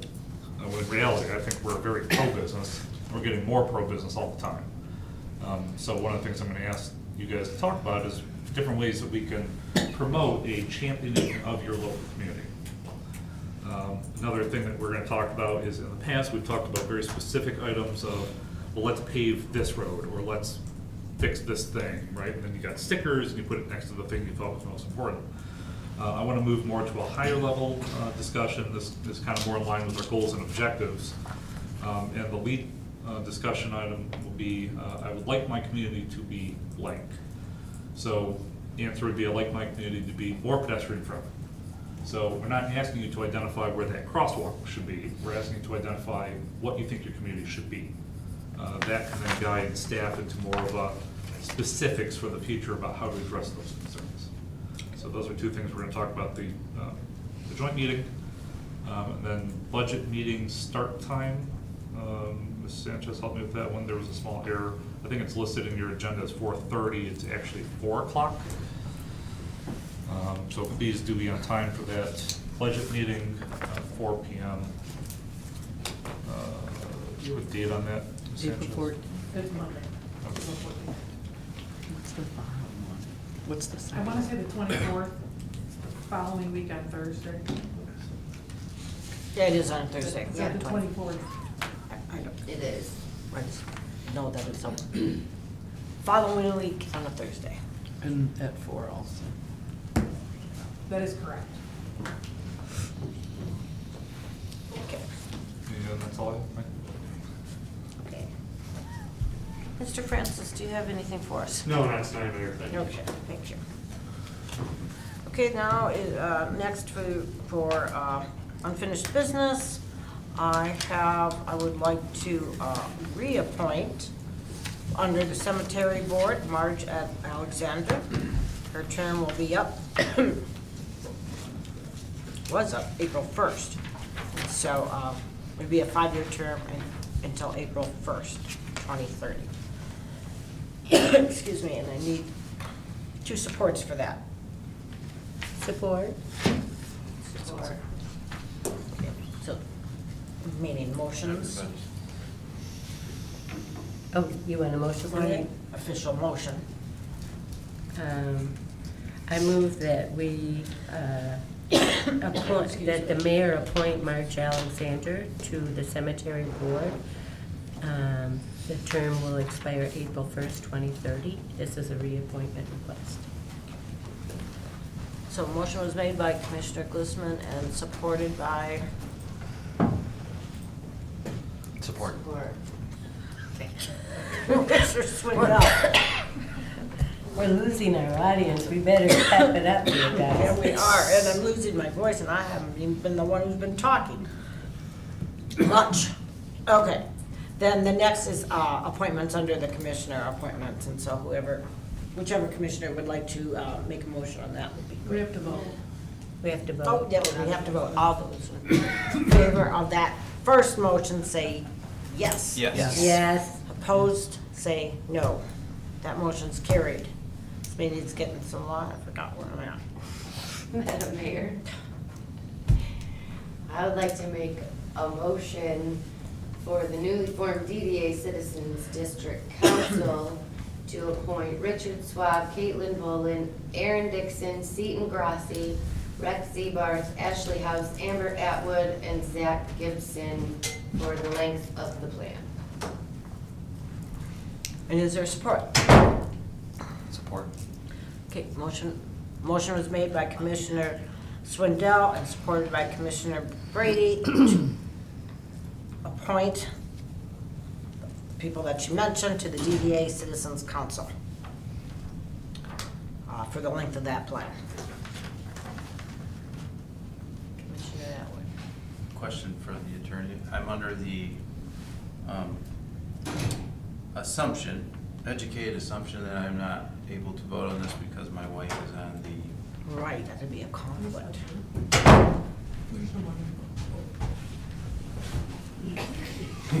There's no direct conflict if there's no direct financial gain.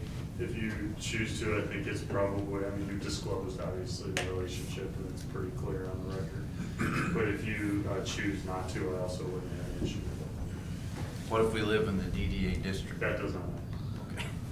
Okay. So, Madam Mayor. Commissioner Petrie. In watching your video from the DDA, my question is, what is this committee, this council for? We've not been given anything, according to Jim in the meeting back in October. It's quite a thick packet of their policy and what their role is and everything. And so I don't feel like I can say, I'm sure all these people are great. I just don't know what we're appointing them for. It's a requirement to have, for the DDA, a Citizens District Council, and it's within the DDA district, within the city of Lapeer. It is not the whole city of Lapeer. So- And I'm just there's the wondering. flyer here.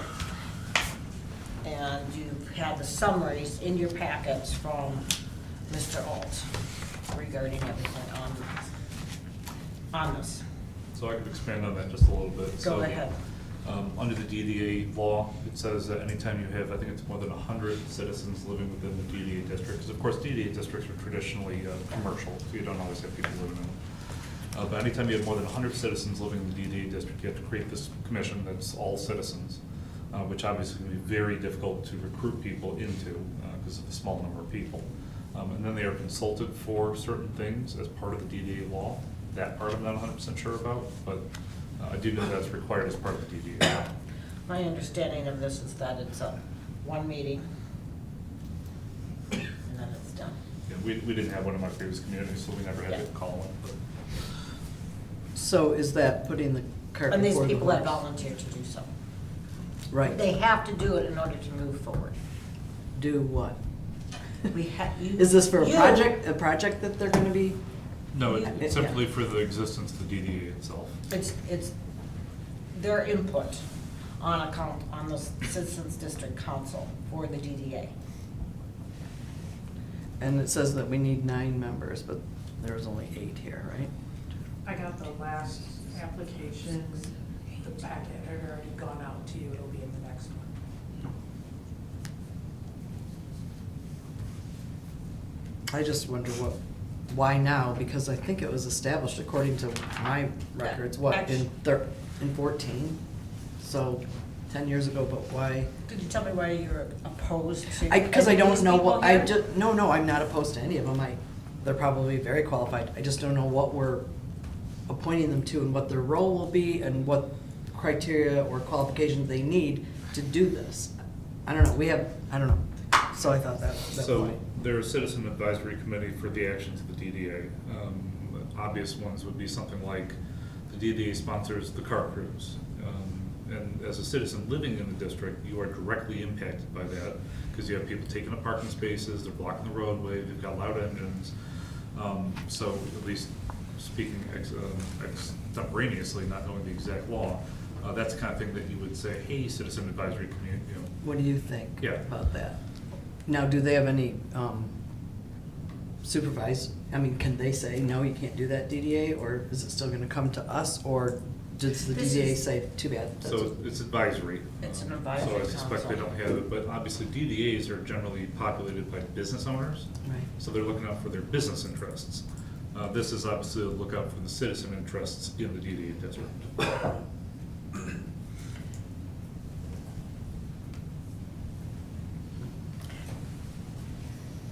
I'm assuming all these people live in the district then? Yes. Okay, so that's, And they have all, They have to my knowledge, stake in they have this. all volunteered Okay. and are willing to do so, because Jim Yes. Alt has talked to each and every one of them. yeah. Well, don't be, upset for asking questions, because I've never seen this before. And you said it's required by DDA. What is the hierarchy there? I just need to know, that's all. I'm not, What do you mean the hierarchy?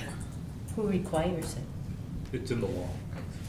Okay, And like I said, if more than 100 people live in the DDA district, you're then required to have this advisory committee. so it's a Michigan law? Yes. Okay, Can- that's all we needed to know. Well, and I just wondered if we're required to have a DDA district, why didn't we do it before? We have such a hard time getting people to get on the DDA, stay on the DDA. I'm not sure. It's every I- 10 years. Yeah, it's not every year. Yeah, so the plan's 10 years, and every 10 years it has to renew, and this is part of the renewal process. It's gotta be a citizens committee. So is this our first one? They just that give we've ever had? input, We didn't have a 10 years. they just give input, and it's part of the process. There was a committee, I believe, 10 years ago. But now it's time to redo it. To This is have, part of their economic development Development plan. plan? I don't, not, It's the development plan or TIF plan. You have to have that in place before you can Ask have for the it. hearing on a plan. yeah. And they're advisory strictly. And do they attend the DDA meetings to advise, or they have their own No. committee and then they? Well, they can attend, any member of the public could attend a DDA meeting, but they're not required to attend the DDA meeting, monthly meeting. Okay, just need clarification on it. Okay, anybody else?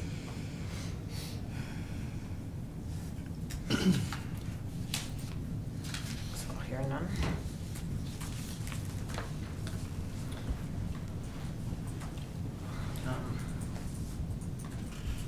Motion was made and it was supported, so I guess it's time to vote. All those in favor say yes. Yes. Yes. Opposed, say no. I'm not sure I heard everybody, but the ones I did hear, I'm gonna declare that motion has carried. Thank you. Okay, then you have another one down below. The Zoning Board of Appeals, Kenneth Parker has been an alternate, and he's on the list to be appointed because Paul Parsh has will be stepping down, has stepped down, and also Catherine Bostic will be stepping down, so this will fill one of the vacancies, another one will be probably coming up the next meeting, city commission meeting. And I talked to him before, I think he'll be a very good.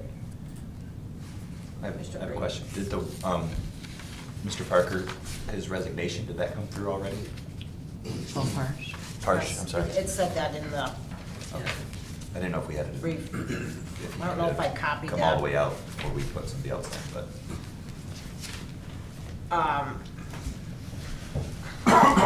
Kim did check with them.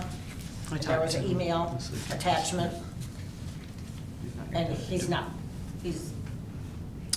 able or unwilling, whatever. He's just ready. He's just ready. I guess He's yeah. been on the zoning board for a long time. My question is, I guess, we normally will see like somebody's resignation and we accept their resignation, but maybe I'm That's misplacing. He's true. not resigning, Because his term expired. His term His term is expired. expired. He's just not being He's just reappointed. not asking to be renew it. Got it. I'm sorry, I need his name again. Paul Parsh. I make a motion to, accept. Paul's resigning. Yeah, I or- need the other guy's or- name. Ken Parker. Ken Parker, to appoint Ken Parker to the ZBA for the term expiring April 1st, 2028. I'll second it. Okay, motion was made by Commissioner Brady and supported by Commissioner Atwood. Any further discussion? Hearing none, all those in favor say yes. Yes. Opposed, say no. That motion's carried. Thank you. There are other vacancies on both, on several boards coming up. Madam Mayor, is it possible to appoint Deidre Crow Park Board tonight? He turned in his form It has to today. go through. Yeah, she's saying no. It has to Gotta go wait. through Ramona so that it goes, so Okay. that it's actually on our agenda and the paper trail. Okay. The only one that has a copy is our city Good. clerk and myself. Okay, but good question. Thank you. Okay. In your packet was departmental communications. We had an opportunity to read those, and so we're back to public comments. Is there any public comments out there? Brian? Good evening, excuse me, good evening, Brian Cloutier, resident, city of Lapeer. I have a question, I guess it's a comment question. When you went through the process of redoing West Genesee Street, you, I guess, put it on a diet, you narrowed it from 4 lanes to 3 lanes. There's a void on the south side of the street. I'm assuming that's a bike lane, but there's no signage or it's not striped as a bike lane. If it is supposed to be a bike lane, can we look into getting proper signage and having it striped properly to accommodate for that, so that the people that are driving understand that that's what it is? And I think I actually asked this question once before, and I don't know if there was an answer to it or not, but I'm just curious, that might be critical, I'm just curious why we didn't consider putting bike lane on the other side when we eliminated a whole lane. Was there not enough not square footage, but not enough area to do that? Because it's like one side. That's my only question on that. And then also, another question I have is there any way we could look into the possibility, I don't know if it would be a DPE thing, an MDOT thing, a City of Lapeer thing, but when you get to the main intersection at M24 in Genesee, at night, it's very dark at that intersection. It's kind of busy, and it's very wide on all directions. And there've been a number of times, even paying attention, that you don't always see someone crossing that intersection. I think it's a hazard waiting to happen, and I would like to see if we could address that before it actually happens. So like I said, I don't know if it's MDOT jurisdiction, it's a city thing, or if it's, I don't know who it is, but if you could look into that, I would really appreciate that, because I think there should be some type of lighting on a pole, so that it lights up the intersection a little bit when you come into that intersection. Okay.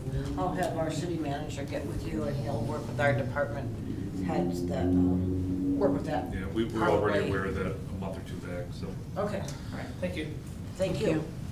Is there anybody else for public comment? Okay, then we'll go to commissioner comments. Commissioner Petrie. First, I want to thank Paul Parsh for being, I think, our longest committee member ever to sit in any of our committees, 30-plus years, I think. So I'm grateful to him. He has a special place in my heart. He's one of my brother's best friends, and so I'm sad to see him go, but I fully understand that he has given a lot to our community, so I'm grateful. Thank you, Paul. Thank you, Chief Howe, for the presentation and arranging that. I appreciate it. It was informative. I want to talk about CapCon, even though it's been almost a month now, close to a month, and just some quick takeaways. Probably the most impressive thing that stuck with me, made an impression that I'm sure I won't forget, especially in the role that I'm in now, is from Brian Barnett and Rosalind Bliss. Brian Barnett is the mayor of Rochester Hills, and Rosalind Bliss is the mayor of Grand Rapids. And Brian Barnett had a crisis or catastrophe, terrible thing happen last year at their children's splash pad. And by the grace of God, nobody was killed, but several injured. And he told the whole story about what their community went through and all the unforeseen things that had to be handled that were unbelievable to me, because they were things even he as a mayor, and has been a mayor there a long time, never anticipated. So it was very real, and Rosalind's community happening was a police officer involved shooting, and how that affected people that love that police officer. I mean, it was really heart-wrenching to hear both their stories, but it really got me thinking. As a board, I'm not aware of our emergency plan or any disaster thing. I've never been talked to about it or trained. I'm not saying I will have a role in it, but I would love as a commissioner to know whose role it is and what our disaster plan is. It's very real nowadays, and listening to Brian Barnett, who's very, very experienced, saying, I literally was stopped in my tracks. And so I'm just asking if we could have something where the police, the fire, where we know as a commission, like, oh, we know that's Chief Howe's role. No, Chief Boat's gonna handle that, or the city manager handles that, or something. I just would like to know. I've thought so much about it since then, and I'm like, I think we should know. So that's just something that I'd like to have some discussion on. I wanted to say to Commissioner Swindoll, it isn't just the one word sexual harassment. It's that last year we were all, three of us were very new, and we trust all the department heads, and so we look at what's in front of us and we do the best we can. I'm looking closer because I'm learning more, and so I really pay attention to everything I put a vote in for or against. I look at all the details, because when I ran for this position, I was elected by people that trusted me to do my very best. It won't be perfect, but it will be my best every time, or I won't do it. And so I'm sorry that you got upset about it tonight, Mike, and that you didn't feel that I took the right steps. That was not my intention. It's never a gotcha. So please take that out of your mind. It's never a gotcha. I took this position to make our community better, not to make anyone else worse or anything. I got involved because I saw that it was going in a direction that a lot of people didn't want it to go. So I basically put my money where my mouth was and said, okay, I'm gonna take this position. So I'm a little insulted at your comment, Commissioner Swindoll, criticizing why I'm asking questions. I'm asking questions because that's what I was elected to do. So I feel that needs to be cleared. We got a letter from, I got a couple of emails from constituents that said, hey, We voted for a slate. All three got in. We didn't just take 1 seat or 2 seats. We took 3 to make a difference, and that's what I'm here to do. And I can only make a difference if I understand what I'm doing. So that's why I ask questions. Mike, email from you that said, could you please provide me with the names and contact information for people that seem to only come to you to complain about marijuana issues, since you seem to misunderstand the situation and as you seem to have been intendingly to wrongly accuse myself and/or the city attorney of dropping the case. You think it's appropriate that a professional city staff person speak with them instead, so that they're given true and appropriate, accurate information. And I'm just going to ask you, that was very unprofessional, because I am professional. I've been in this community longer than anyone in this room. I love this community. That's why I'm doing this. And so when people come to me at the grocery store downtown, at church, and they say, what are you guys doing? What are we doing about the marijuana? I want you to know I've never, ever given any information that I'm not supposed to. I don't besmirch our city attorney. I know he knows his stuff. I don't besmirch you. My question, Mr. Higgins is the one who brought it to our attention that the case was dropped. Not me. Those were not my words. I asked you about it. So I was insulted by your email, and you work for me. I'm one of the people you work for, so I'm asking that you never speak to me that way again. To dismiss what I have to say to the constituents that elected me, it's not right. That's why they elected me. They didn't hire me, they elected me. So I'm doing what they asked me to do, ask questions, and try and make a difference.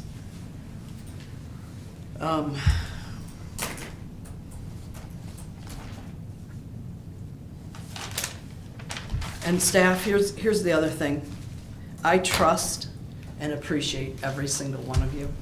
And if ever I'm asking questions, it's because I'm the one who makes, the buck stops up here with us. I don't want a constituent to say, well, why did you ask that? Why didn't you ask that? I'm asking questions, so I make good decisions. They may not always be the right one, but I want you to know, if you've been told otherwise, I implicitly trust all of our staff members here at City Hall. I appreciate everything that you do. So anybody that knows me, that really knows me, knows that about me.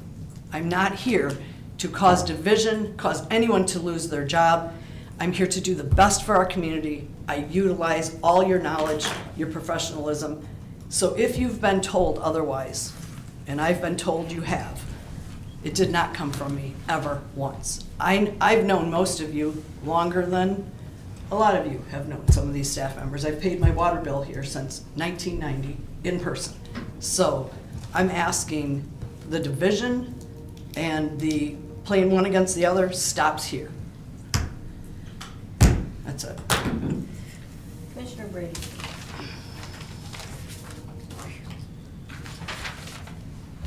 I don't have any planned comment.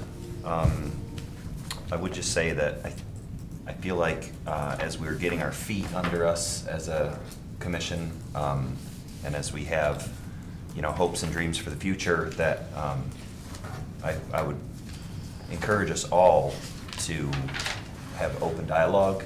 We're not going to agree with everybody. Nobody's going to agree with everybody. I find myself in the middle of 2-2 splits all the time. I was pretty sure I was going to be standing in the middle of a 2-2 split this evening, and it didn't end up happening. But I welcome the dialogue. I think that we should be talking to each other. I would ask and encourage everybody to, have those conversations as privately as you can. But I mean, certainly we've got to get a working relationship here. Thankfully, our toilets flush and our police cars run, right? And our fire trucks work, right? They're busy. Is their water clean? Hopefully, that was a big storm. We got a lot of water. That we're doing the best that we can. But there are 5 people up here that are elected that all have to figure out what we want and get along with each other. elected I'm sorry. You just don't get a vote. I'm sorry. There are 6 elected officials. I read everything. Yes, you did. You put in the work. So I'm gonna, hey, I get laughed at work, because after we have a meeting like that, I put my hand in and say, okay, everybody team on 3, right? Nobody wants to put their hand in there, but this is the team, we gotta do it, so, go team. Thank you. And as soon as you do that, when you're ready.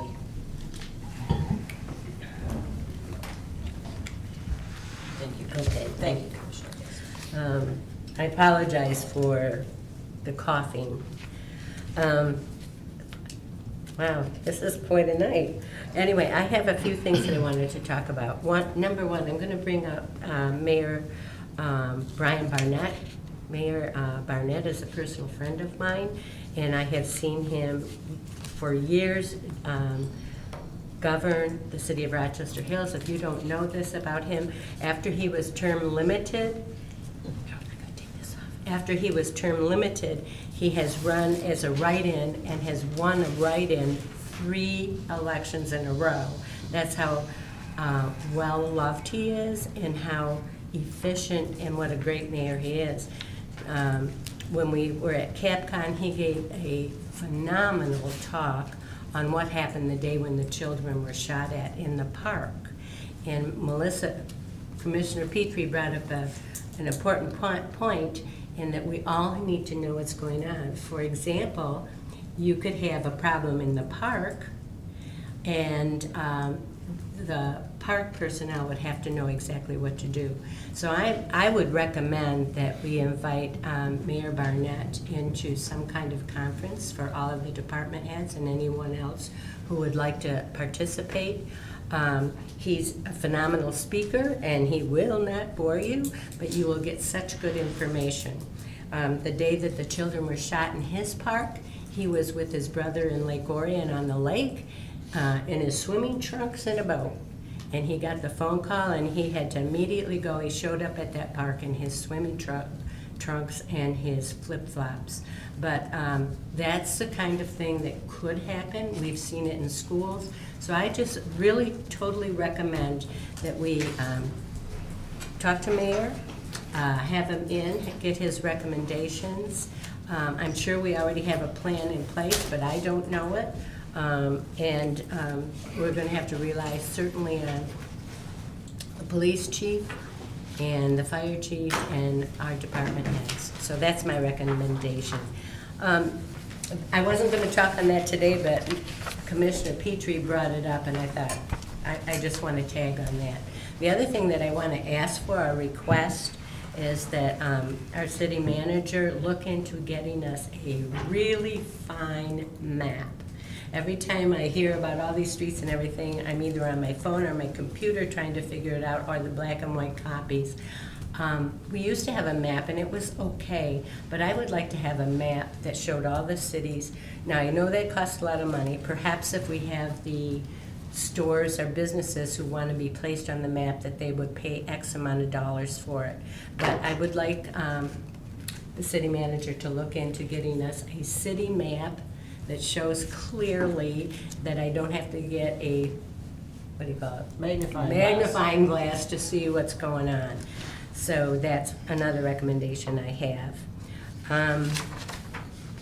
Just a couple of real quick things, I think. Yeah, and this is a little bit about housekeeping, and it's not to offend anybody, it's just to say this is what I would like to see. I have reviewed my new commissioner's information packet, that, again, the one we got when we were first elected, and I found some things that needed to be corrected. For example, the table of organization clearly does not reflect the City of Lapeer's charter. I'm referring to subsection C-4.6, administrative service, whereby it states the city manager and attorney shall be appointed by the commission for an indefinite period, shall be responsible to and serve at the pleasure of the commission, and shall have their compensation fixed by the commission. It does go on from there. The table of organization should visually represent the city manager as directly under the city commission. It is not that way at this time. This is an easy fix and also a reminder of the City of Lapeer's policy, regardless of commissioners or city manager at the time. The other thing I wanted to bring up was the wonderful photo I saw of our police department with the large Lapeer sign. I love the photograph, it's cute, the policemen look great, and I have a great respect for our police department and our chief, Jeremy Howe. But I hate those Lapeer letters in front of a beautiful historic building, and it would be my recommendation down the road when we can afford it to move those letters somewhere else and enhance the city hall's frontage in a more beautiful way. And for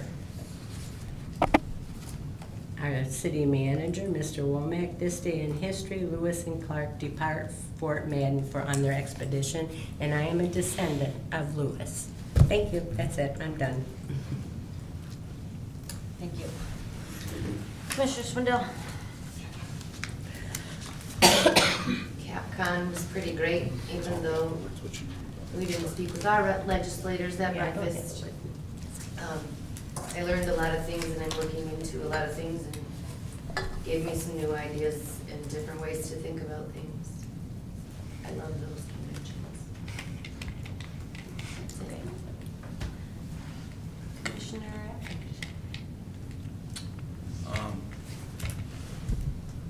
I got lots to say, but I think I'll withhold it till an appropriate time. So, I should move on.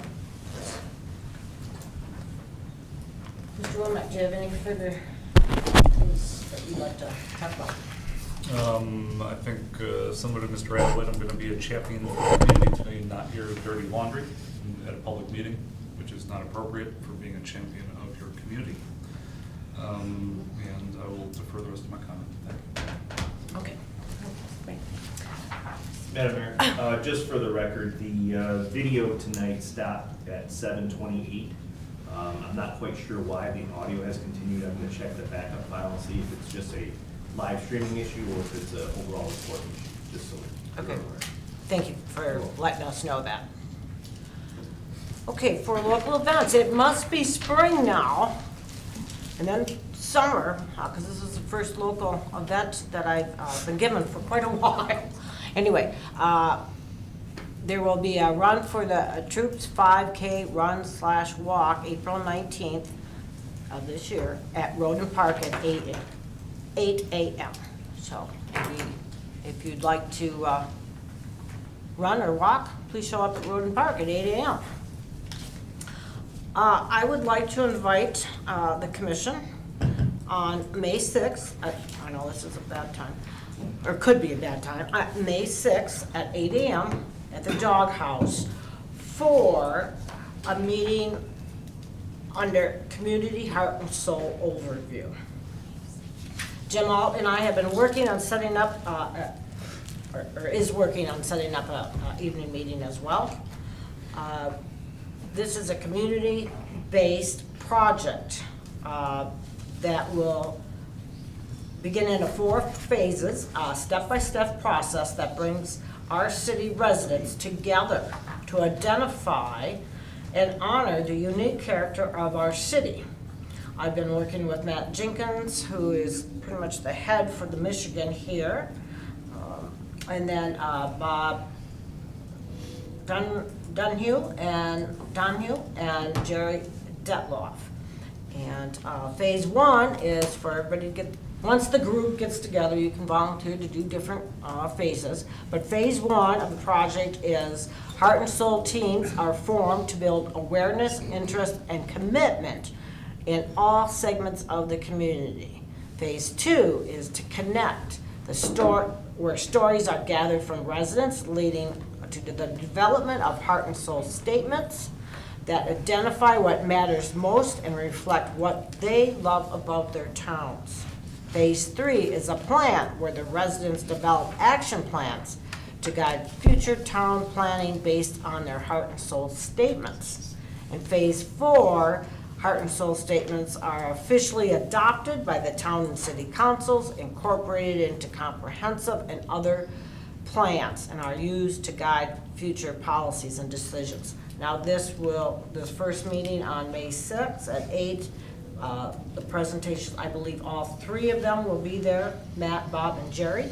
And of course, Jim Alton, myself, and I don't know how many other, I'm sure there'll be members from the DDA too, and other business owners as well.